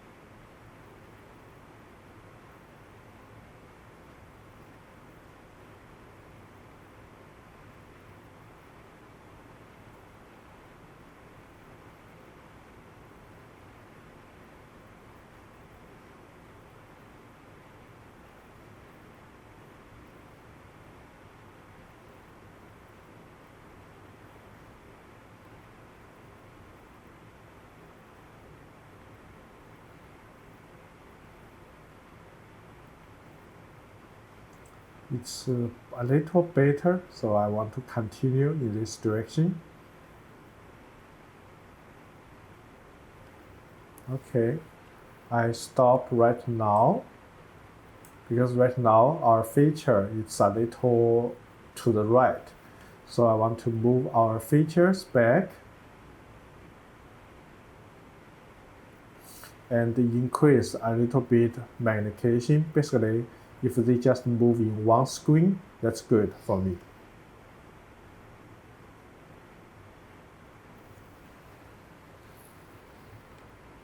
Okay, start the orbiter again.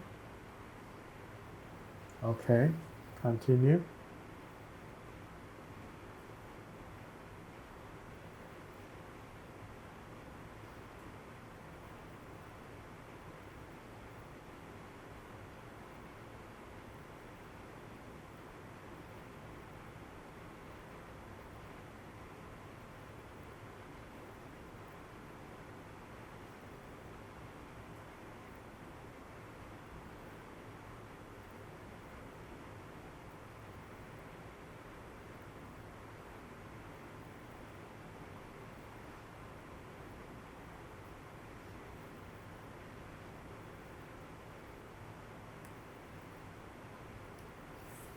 Okay, stop and move to the center.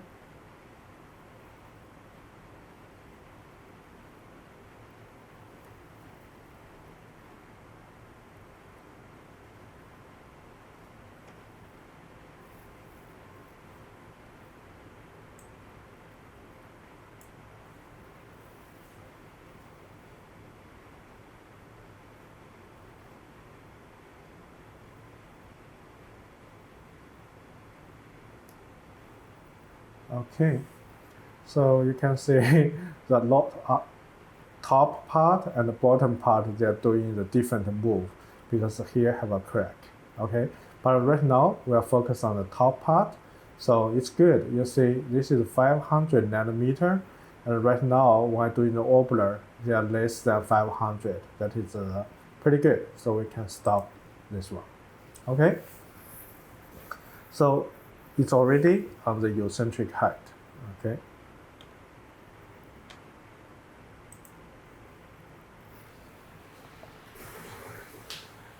For this sample, I want to demonstrate the STEM function. Since TEM function I already demonstrated by using single tilt holder, I want to use this one to demonstrate the STEM function. So I find out the setting file register.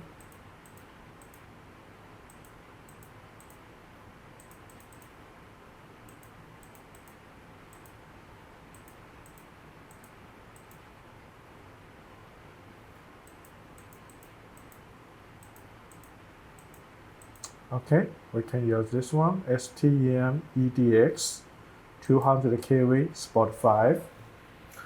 I select this file, then I click set.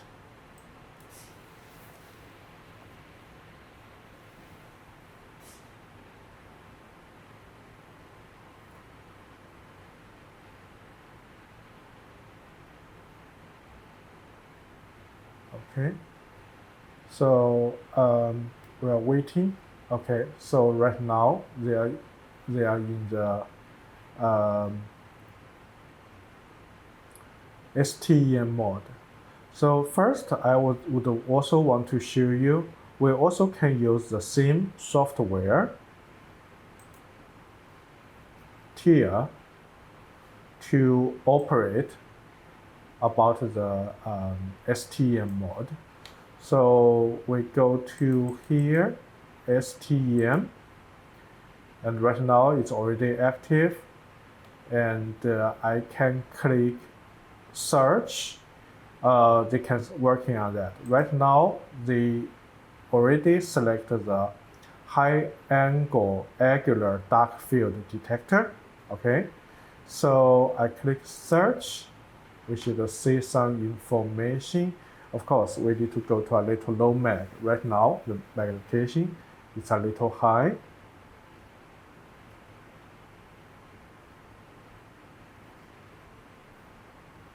Okay, so this is the sample, the feature.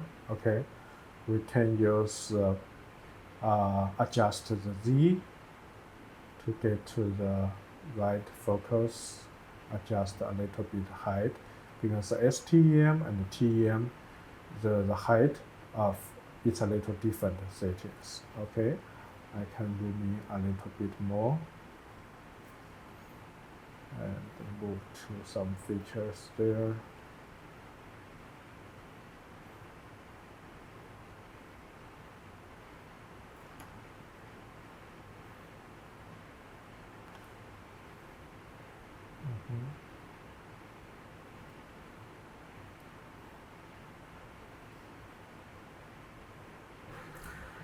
Okay, so I adjust a little height for this one.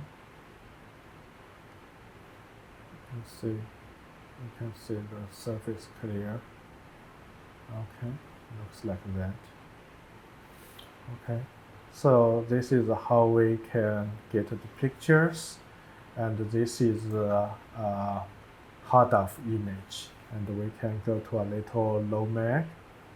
You can see the features here.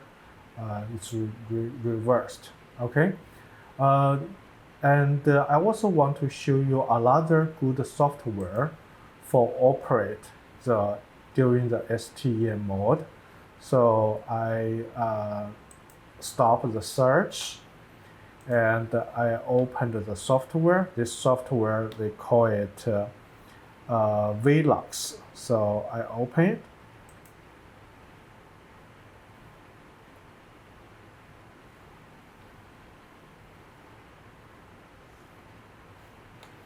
Okay.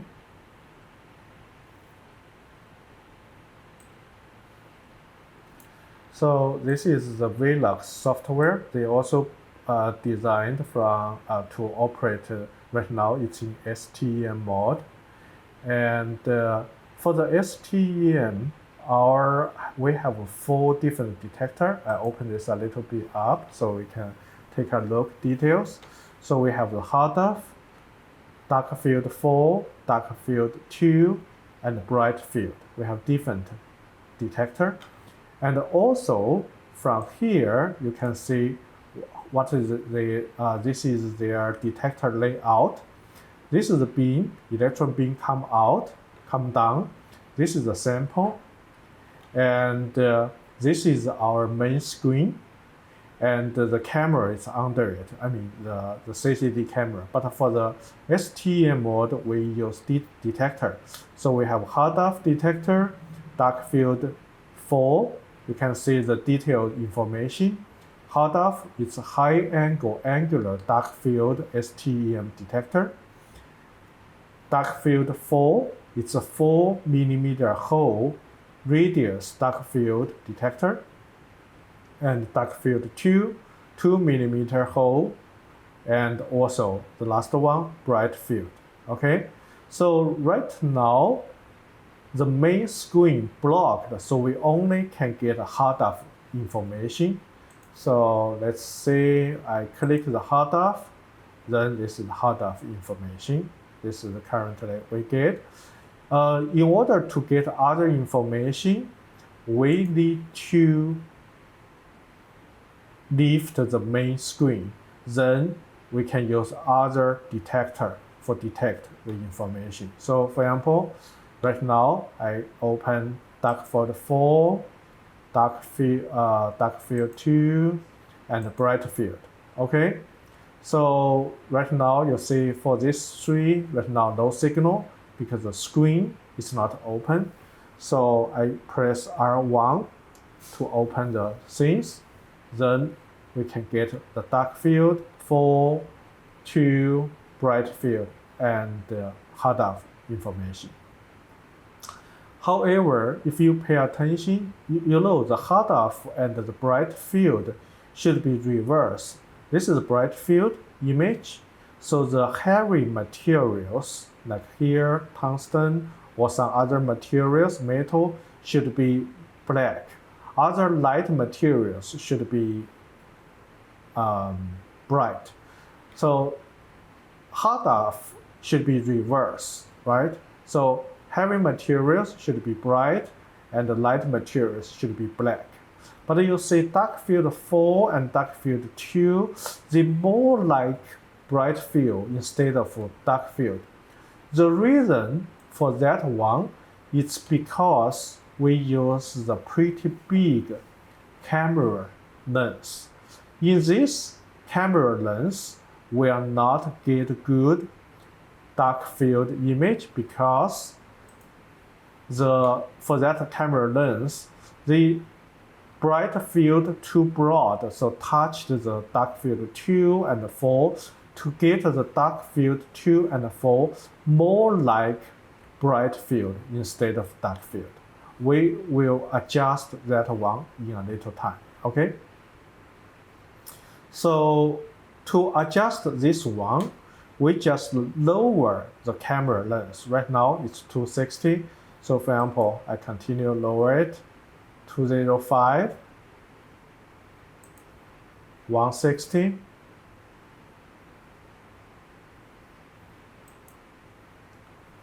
125, and 98. Okay. And 77.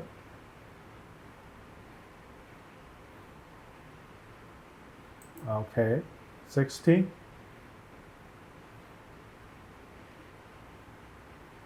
Okay, so for example, on 60, you can see the dark field for the image more like the hard off. It's not like the bright field, right? You can see the changes. So we need to continue. Right now, dark field 2 still looks like a bright field, so we need to continue lower the camera lens.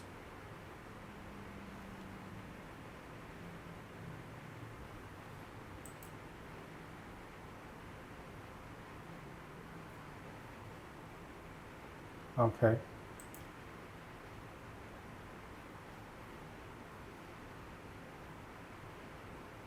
Okay. So right now, you see when I use this small camera, you can see the dark field 2 is different with that one. So, so they are, for the electron beam, they're not that broad to touch this one. Okay. Maybe because right now it's not a high magnification, I need to zoom in a little bit more to get more details.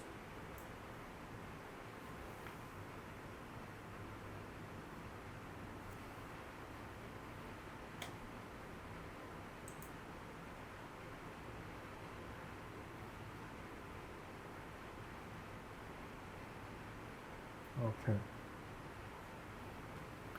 Okay, for this sample, right now I demonstrate this one. This one will be why we chose different bright field, dark field, because some of the informations we see from different detector.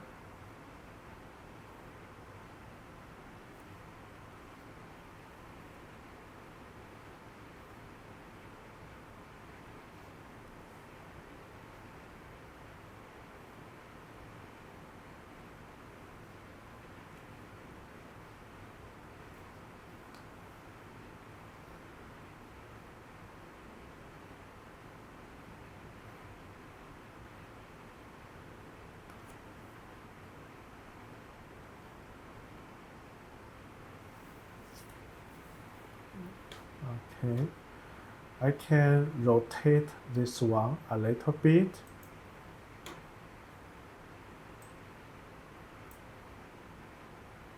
Okay, that's good.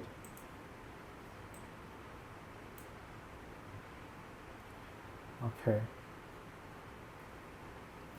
So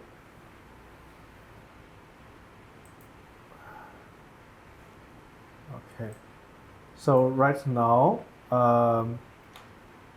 this is hard off, dark 4, dark 2, and bright field. For each one of them, you also can come to here to adjust the gain and the offset.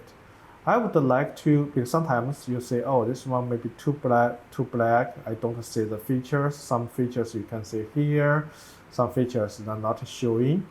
So I would like to use this one. This is scope tools. And then you can adjust. For example, right now I want to this base and this, for example, this one I can increase the gain. So for example, I increase this one. I don't want to over the top red one, and I can lower a little bit this one. Okay, in the same time, for this one, I also can do some adjustment.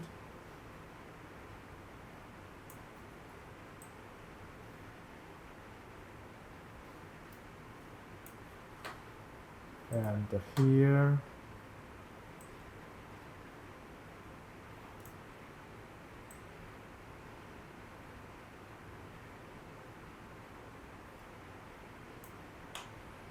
and the bright field.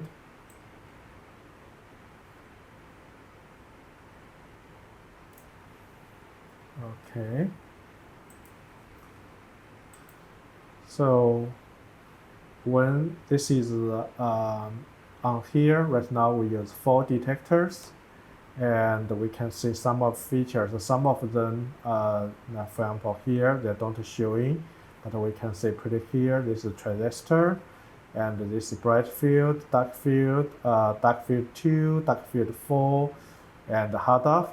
And you can see some of the things. For example, this is the metal fielding.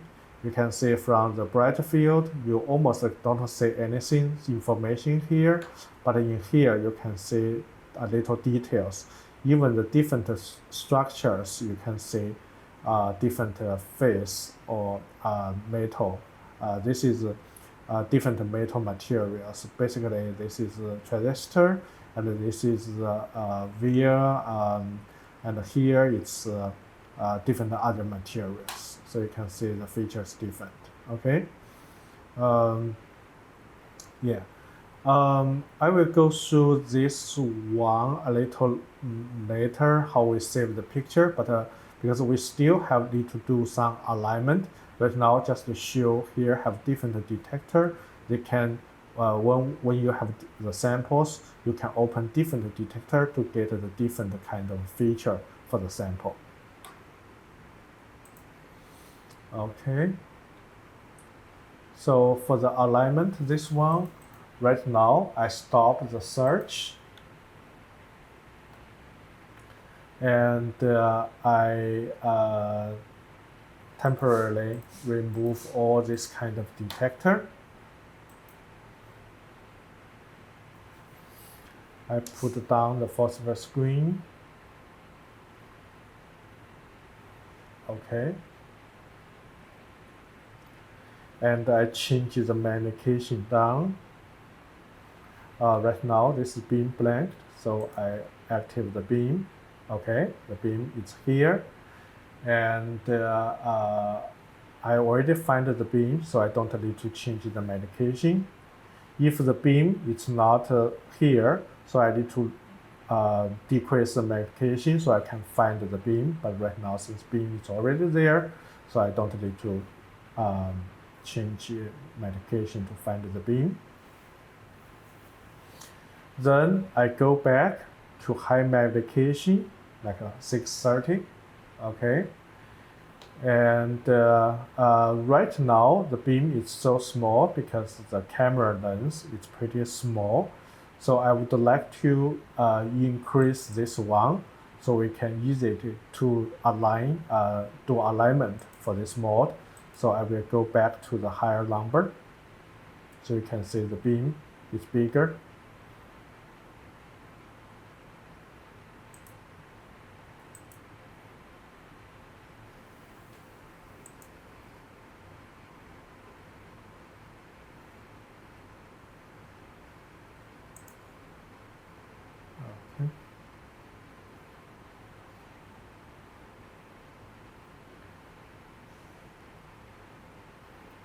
Okay, I would like to turn off the diffraction mode.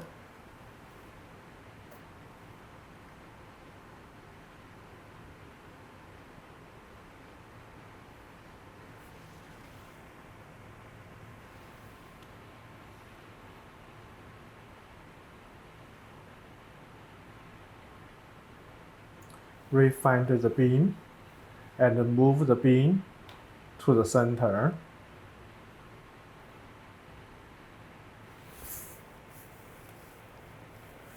By using here, they already opened the directory alignment. So I use beam shift to move the beam to the center.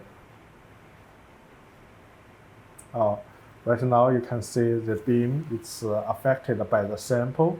So better I move the sample a little away.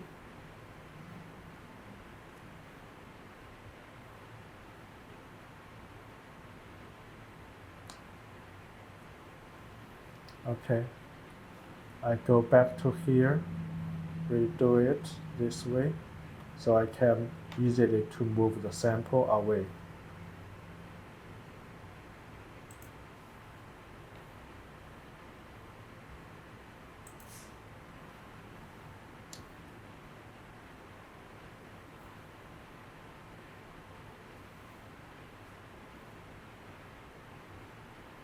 Go to the low mag.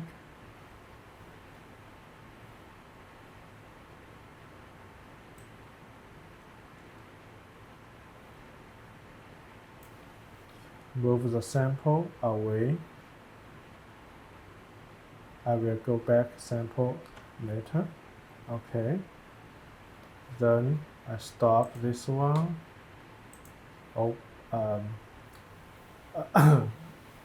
Hot off detector out.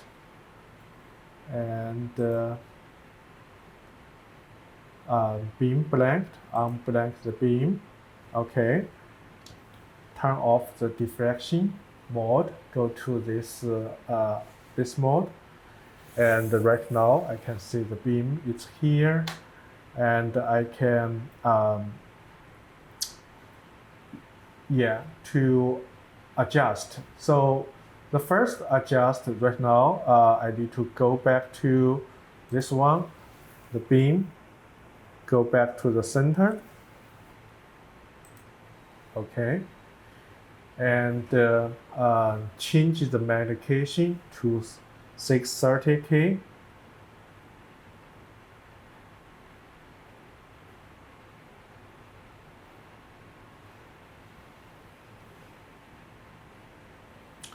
Then I use the intensity list focus, and I adjust the focus to get the hot spot, minimize the hot spot.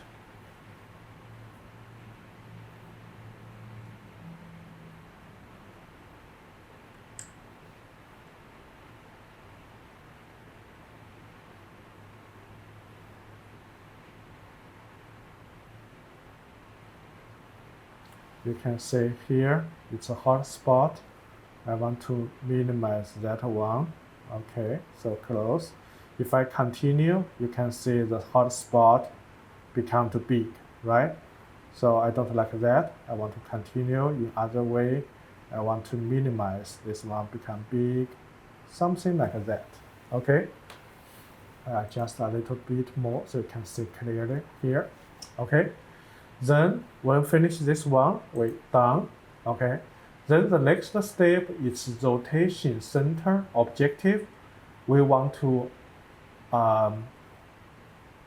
here, when it's click, you can see this start to wobble. Okay, we use the focus step, not focus step, to stop this wobbler. Okay, and after we then we want to adjust multifunction X and Y to make sure the hot center is in the center of the beam. Right now you can see it's on the left side, So I adjust this one, make sure they are in the center.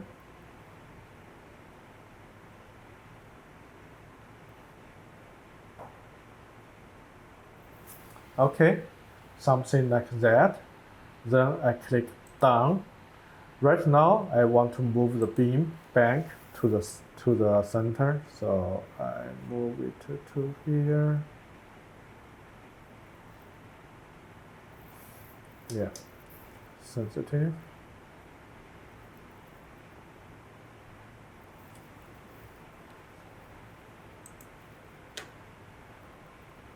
Done. Okay. I make it a little bigger. Okay, that's fine.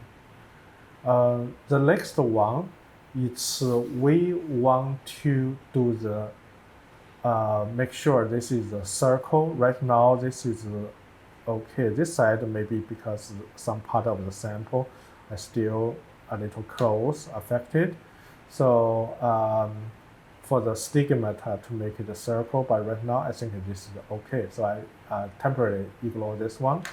So I will do the next one. It's NP beam, tilt, PPX, and PPY. Okay, this one, when I click it, you see looks like that, and you can see we want to the top part here and here come together. So I use multifunction to move it this one. Okay, and move a Y function to move the tip together. So this X, then we do Y. Okay, the same thing. Okay, right now you see when I do Y, they move out of range, so I need to lower a little bit magnification, so I can see they move in here, X and Y.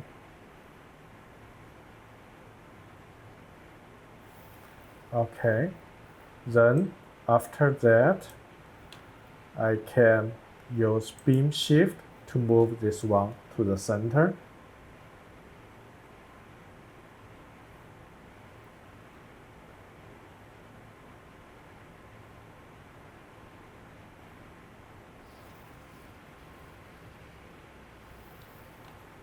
Okay, then I want to repeat the alignment again to make sure this is the settings good.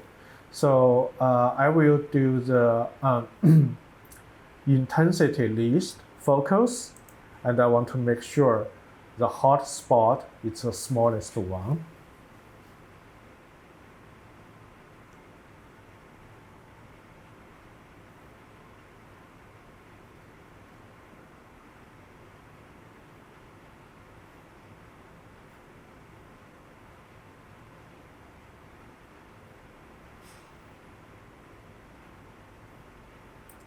Okay, something like that.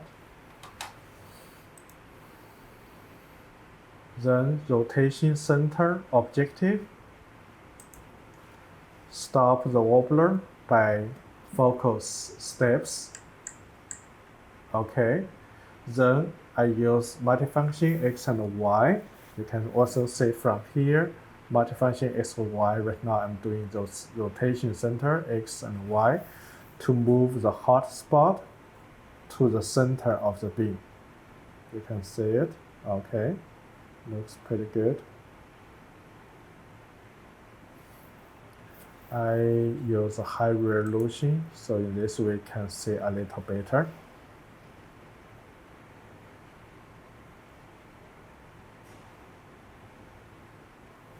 Okay.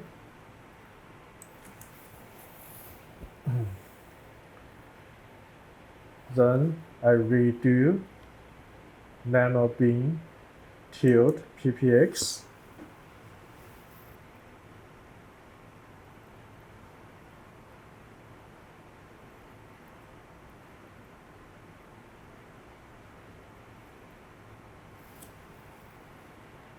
and PPY.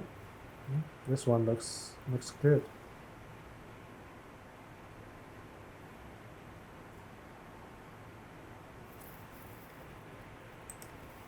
Okay.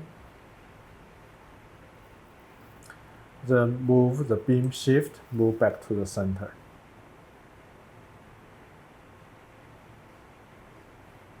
Okay. Right now the beam looks okay. I mean, if it's not a circle, then you need to do the stigmata. So I just open here, stigmata. But here, I should use objective, okay, to do the stigmata. So when I click this one, this is the current settings, and also usually I make a copy, right? Then you can adjust to basically to make the beam round. For example, this is bad, right? To adjust as best as you can.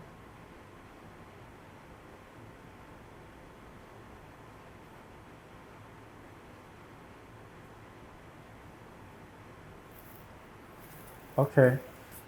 Oops.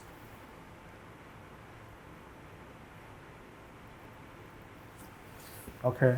Then I double check, is this one better or this one better, right? Yeah, I think both is pretty good.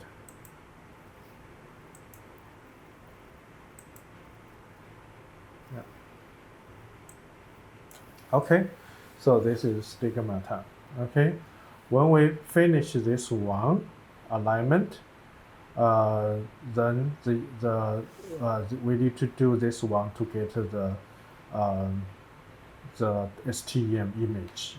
Yeah, so I go back to here and I go to the lateral mode. Okay, then I go back to the Velux software.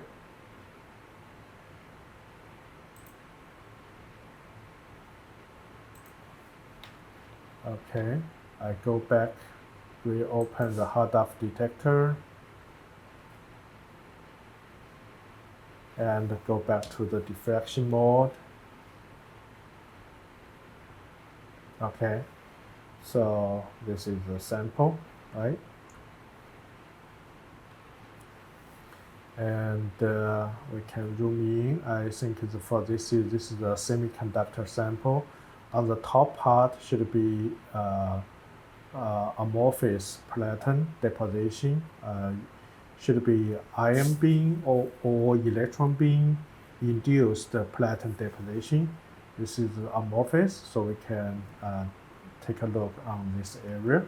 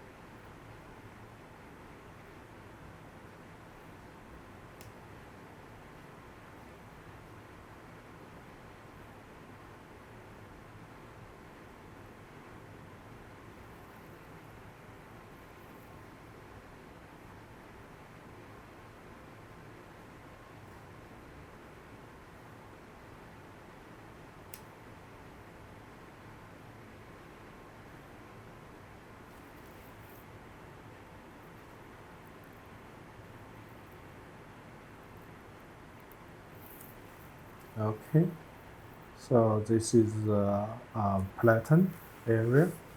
Um, we also can stop the search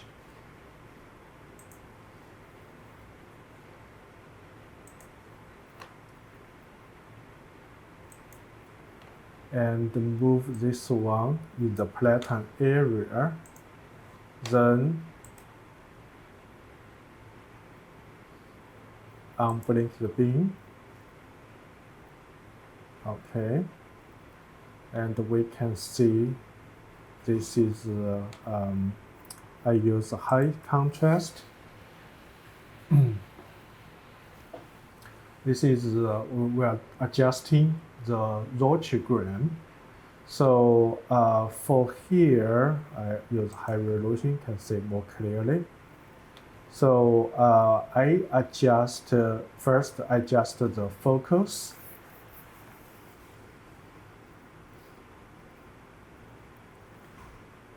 So you can see like a zoom out, right? And come in the infinity, then zoom out. You can see, I can see the feature, surface feature, but I want to go to infinity like here, roughly like this location. Otherwise, if I continue, it will be zoom out. Okay, you can see it here. Okay, so I move to something like here, roughly here. Then I will start to do the stigmata. So I open this one, and I use the condenser. Okay, so select the condenser, and this is the current settings. I make a copy 1 to 2 before I adjust anything. So right now I adjust one of them. So for example, right now I adjust the condenser stigmata X. I change the X. You can see when I change it to something bad, you can see, oh, I see the line or something like here, that is stigmata, right? So I will do another way. If I do too much, you will start to see the stigmata like here to show again. So I want to just in the middle to don't see the line features there. Okay, something like here. Then I will do another multifunction Y. Do the same thing. I see like this one. I see the line horizontal. Then I do other way. I see like the line vertical, right? So I just want to be in the center, the area. Okay, I redo, make sure X is good. Then I redo the focus. So stigmata and focus back and forth several times to get this one. So for the focus, right now the steps it's a little high. Right now it's previously it's 4.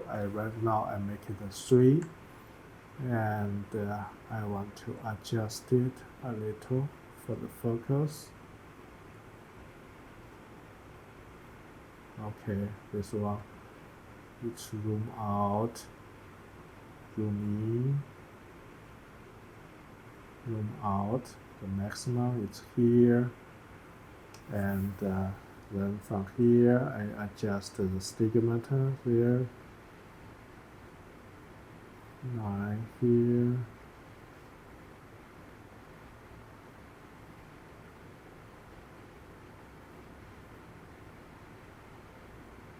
Okay.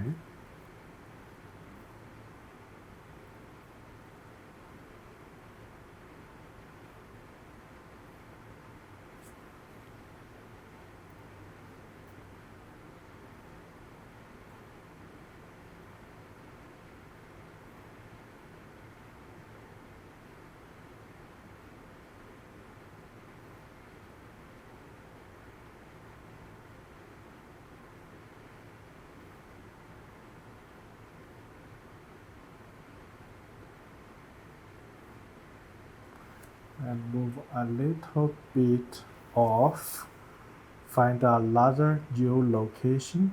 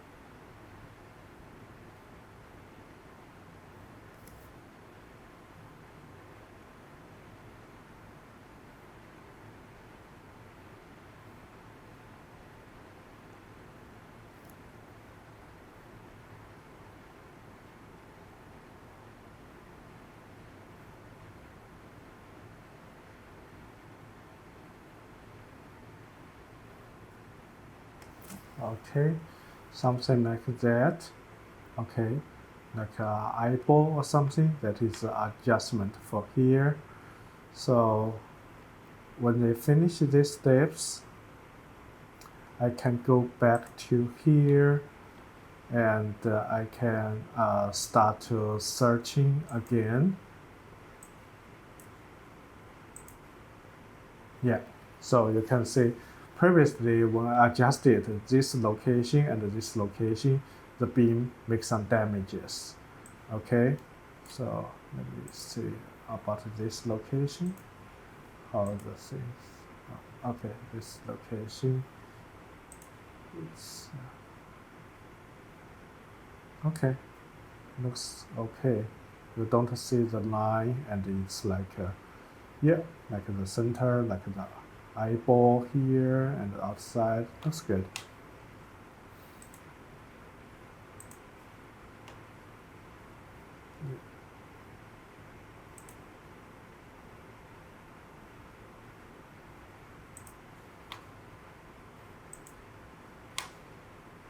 Okay. So right now I can start to search again. We adjust the stigmata, so I can go to the features I would like to show you. Right now this is a hard-off detector. So like I said, if it's bright, that means heavy materials.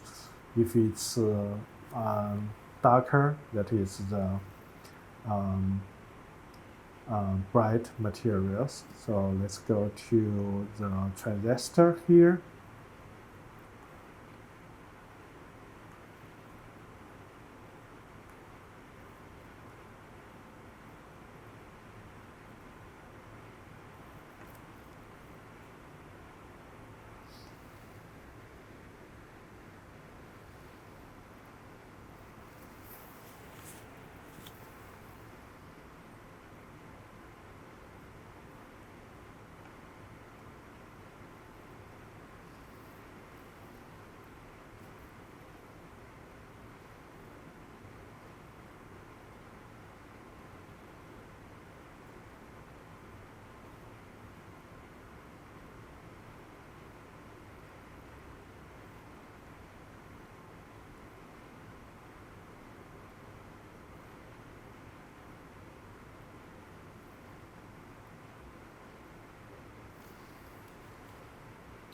And we can open here, adjust brightness, contrast, make sure it's good.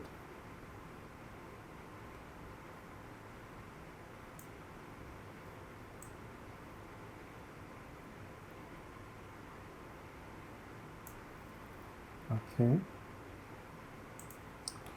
Then, so here it's search, and you can see search, and this one and this one is two settings for acquire.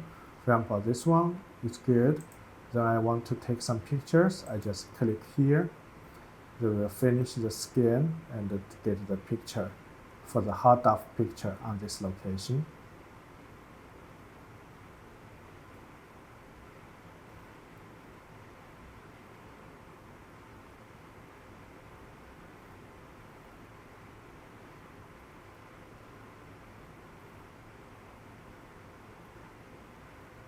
Okay, and in the same, and for this one, you also can save the file. Processing, it's this one. So you can see this is just the image we saved. So we can export this one to export the image, and we can change to the folder, the same folder we saved other pictures.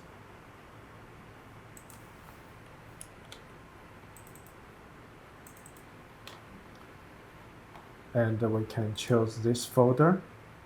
So this is the pictures. It's this is the date, STEM, what magnification, hard-off picture. So we can export to this one. Okay. So after that one, we can open here. This is our hard-off picture. Yeah.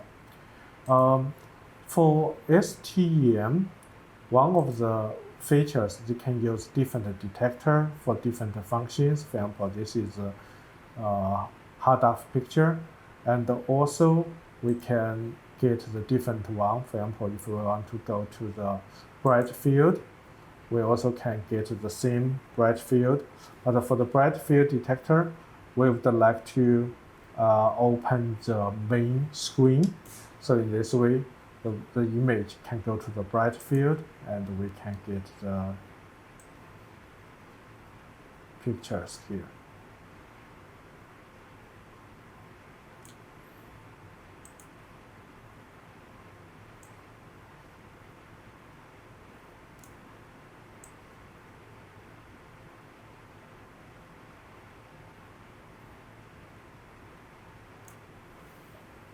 Okay, so I can come to here, also save the picture. So they will take two pictures, hard off and the bright field.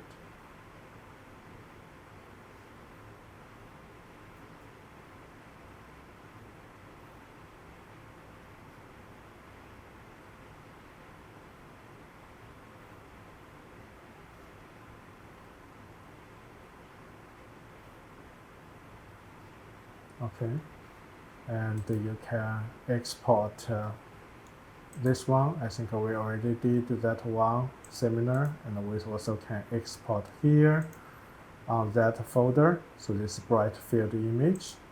After exported, we can take a look. So you say this is a dark field, bright field, okay, image.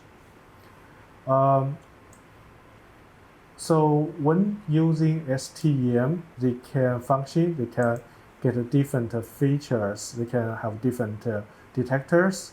Another thing very useful, it's for, they can also do the EDX.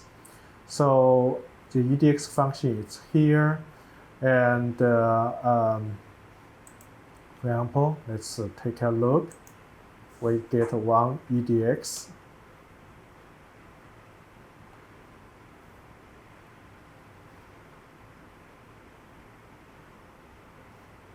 Okay, give me 1 second. Right now, I think the beam it's blanked, so no beam. So I need to open the beam.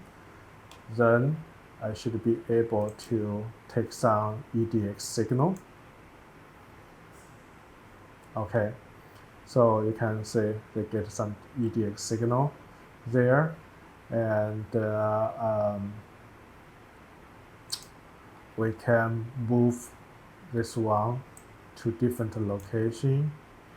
We can say should be say different signal things there. If I move to here, okay, different signal, different location. Okay, you can say different materials coming out. Okay, it's we can do some mapping. So for example, like I set up something here. I'm working on this window.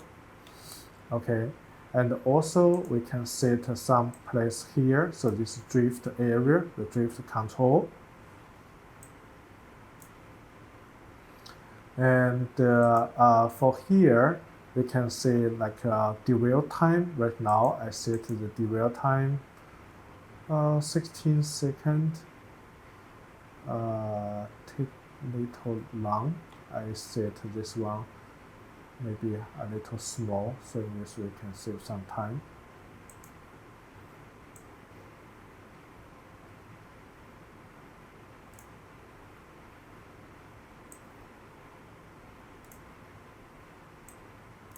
Okay, so this one takes 3 minutes. That's good. 4 minutes, 7 minutes. Okay, so this one should be work. Okay, so I set up doing a mapping on this area, and this one is a drift area. So after that, I can start during the EDX. They scan and they get the reference area, and also they are doing the EDX. Okay. So I open the acceleration. So right now they are doing this one. So we can choose different materials. For example, silicon. They are doing the mapping, and the oxygen.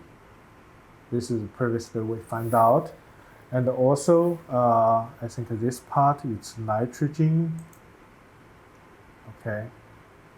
And the top part, I think it's cobalt. Okay. So right now I'm waiting. They're doing continuous scan, and this is the processing window, so they can see the updated information here. And also we are doing the acquisition. You can see from here, they are scan, and this is cross correction, basically reference, and that one, if some changes, they will be corrected. Okay. I can see right now the sample is a little drift to the right, looks like. Yeah. Maybe need to change some parameter, but anyway, we can get some idea from there.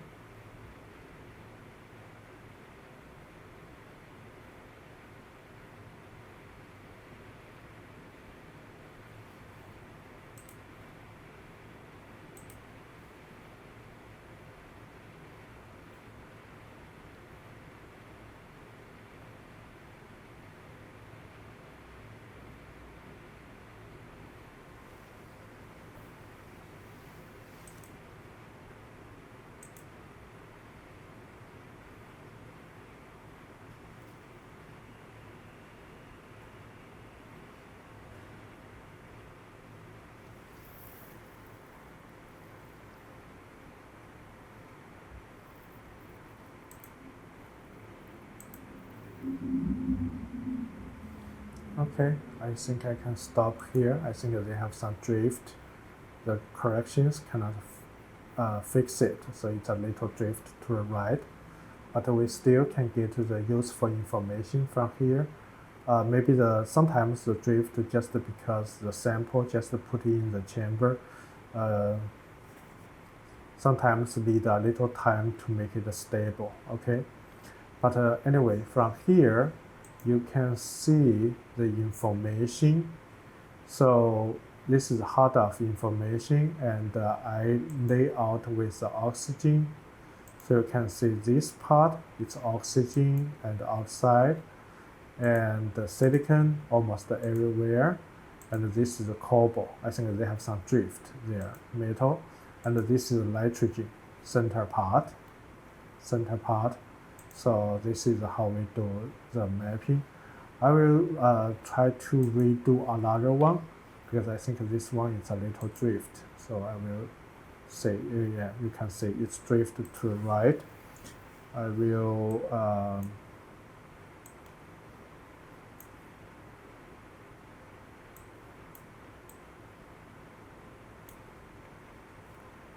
wait a little time, maybe do this again to avoid the drift. Right now, I think it's better than previously. Yeah. And I also can lower this a little more. Okay. Smaller dwell time, maybe they don't drift that much. Okay. So looks good. I will try again.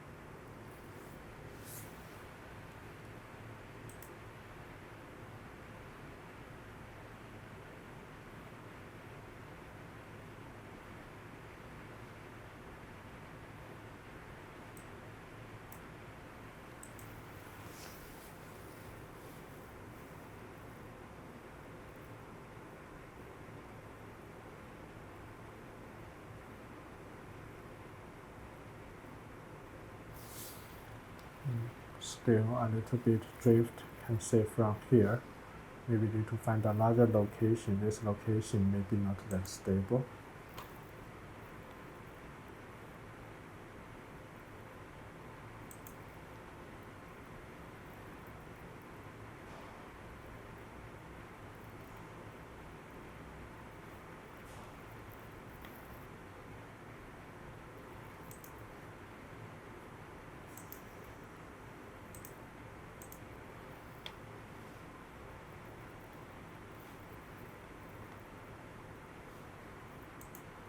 Okay.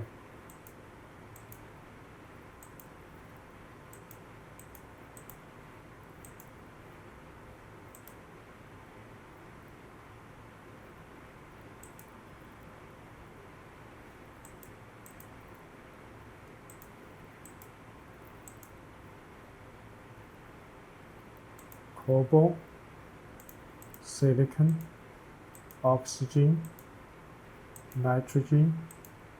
Yeah. So I think it's most likely maybe the beam, either the sample not that stable right now, need to wait a little bit time, because when insert the new sample, sometimes the sample and the inside the microscope, maybe the temperature different, so they have some thermal drift, or I use a little higher beam current, make the sample not that stable, need to use lower beam current. Anyway, you also can see the sample have a little crack there, maybe also make that one not that stable.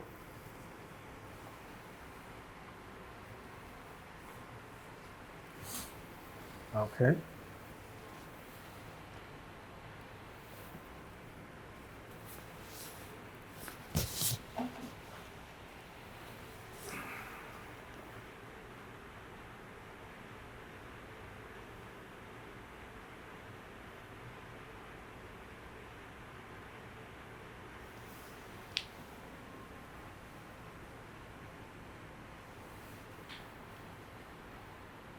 So this is about the EDX, and take some pictures for the sample. So let's go to a little NOMAD.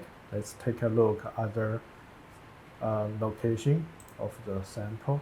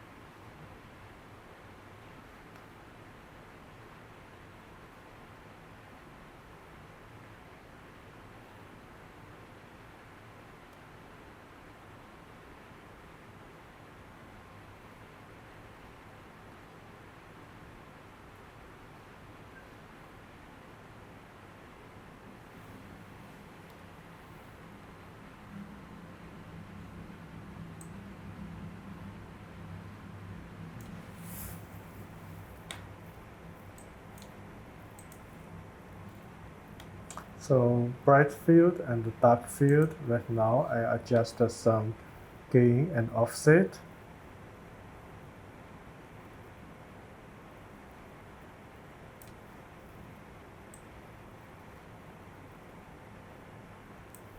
I don't want to saturate. This one looks good. I adjust the bright field.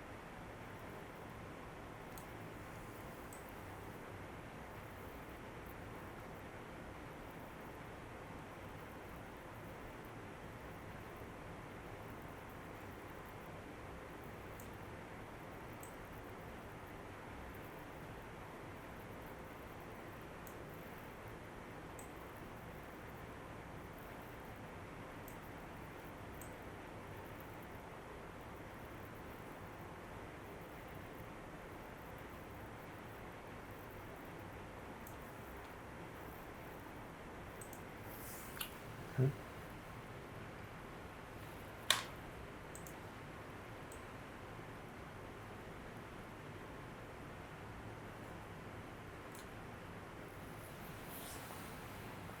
Okay, no Mac, hot off image and the bright field image, and we can take the photo here, check the parameter, that's good. Take the photo here.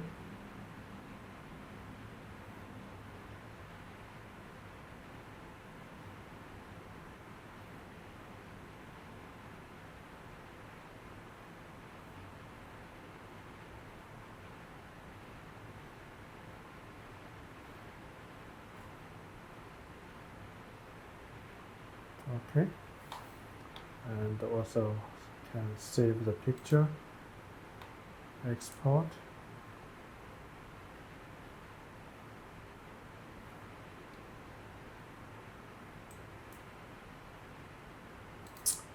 Export here.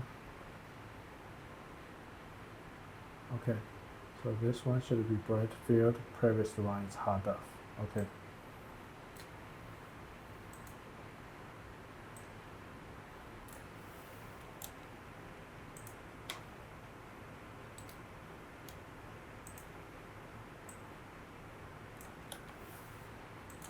Okay.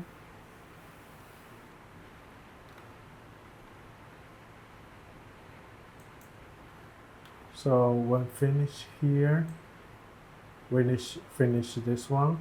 So we would like to remove the detector, especially the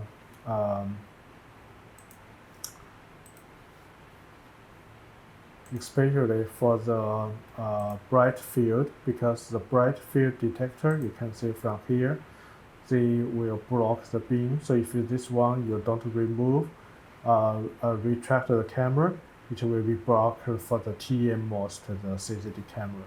So get this one and the hard off, you also can remove that one. So then after that, we go back to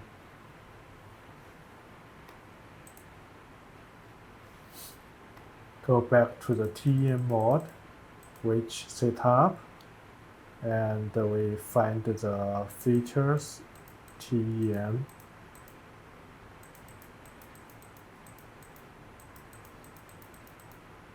Okay, spot 5.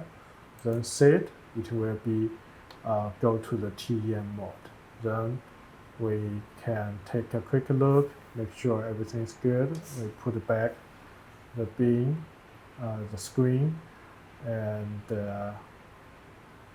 beam is blank, unblink the beam.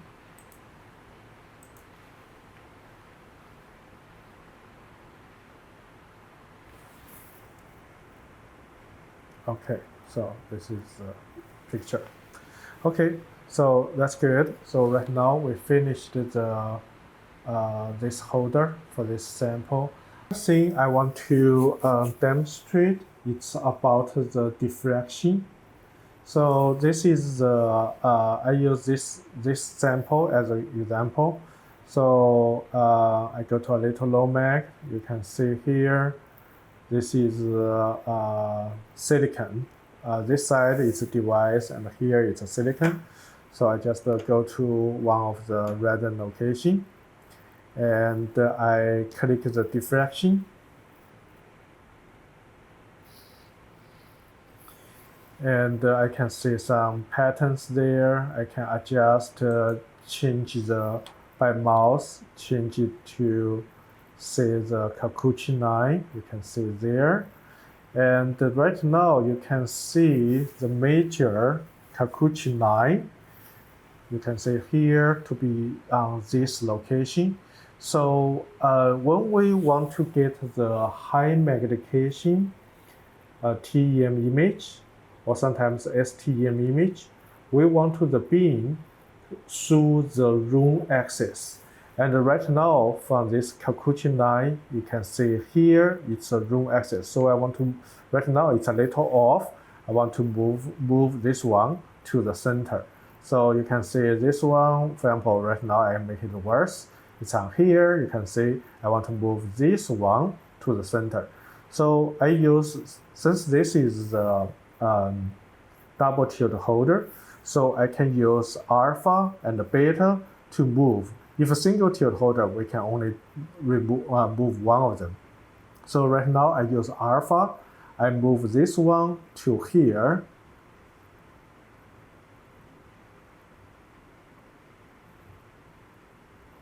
Then I use beta to move from here to the top, to the center.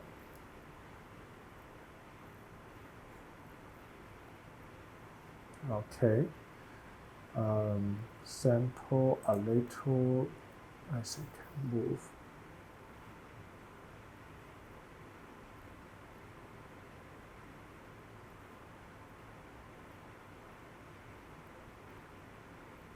Okay, good.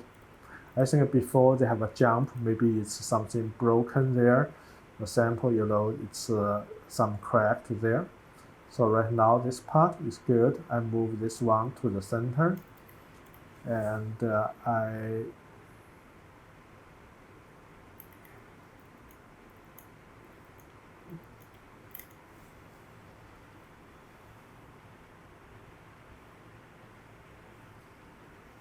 use diffraction alignment.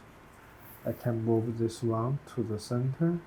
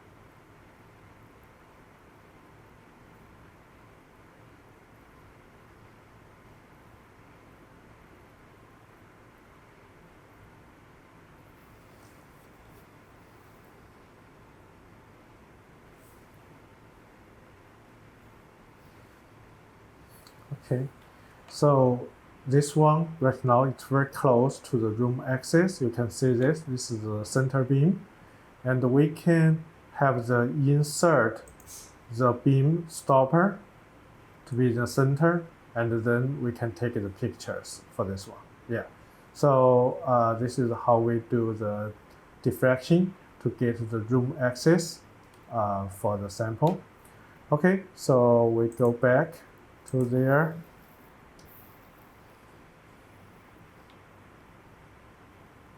And when we finish this sample, we use this one to remove the beam blanket. Okay, then we can come to here and stop the close the valve and reset the holder. Then we can remove the sample, reset the holder. You see alpha, X, Y, XYZ, need to all reset together.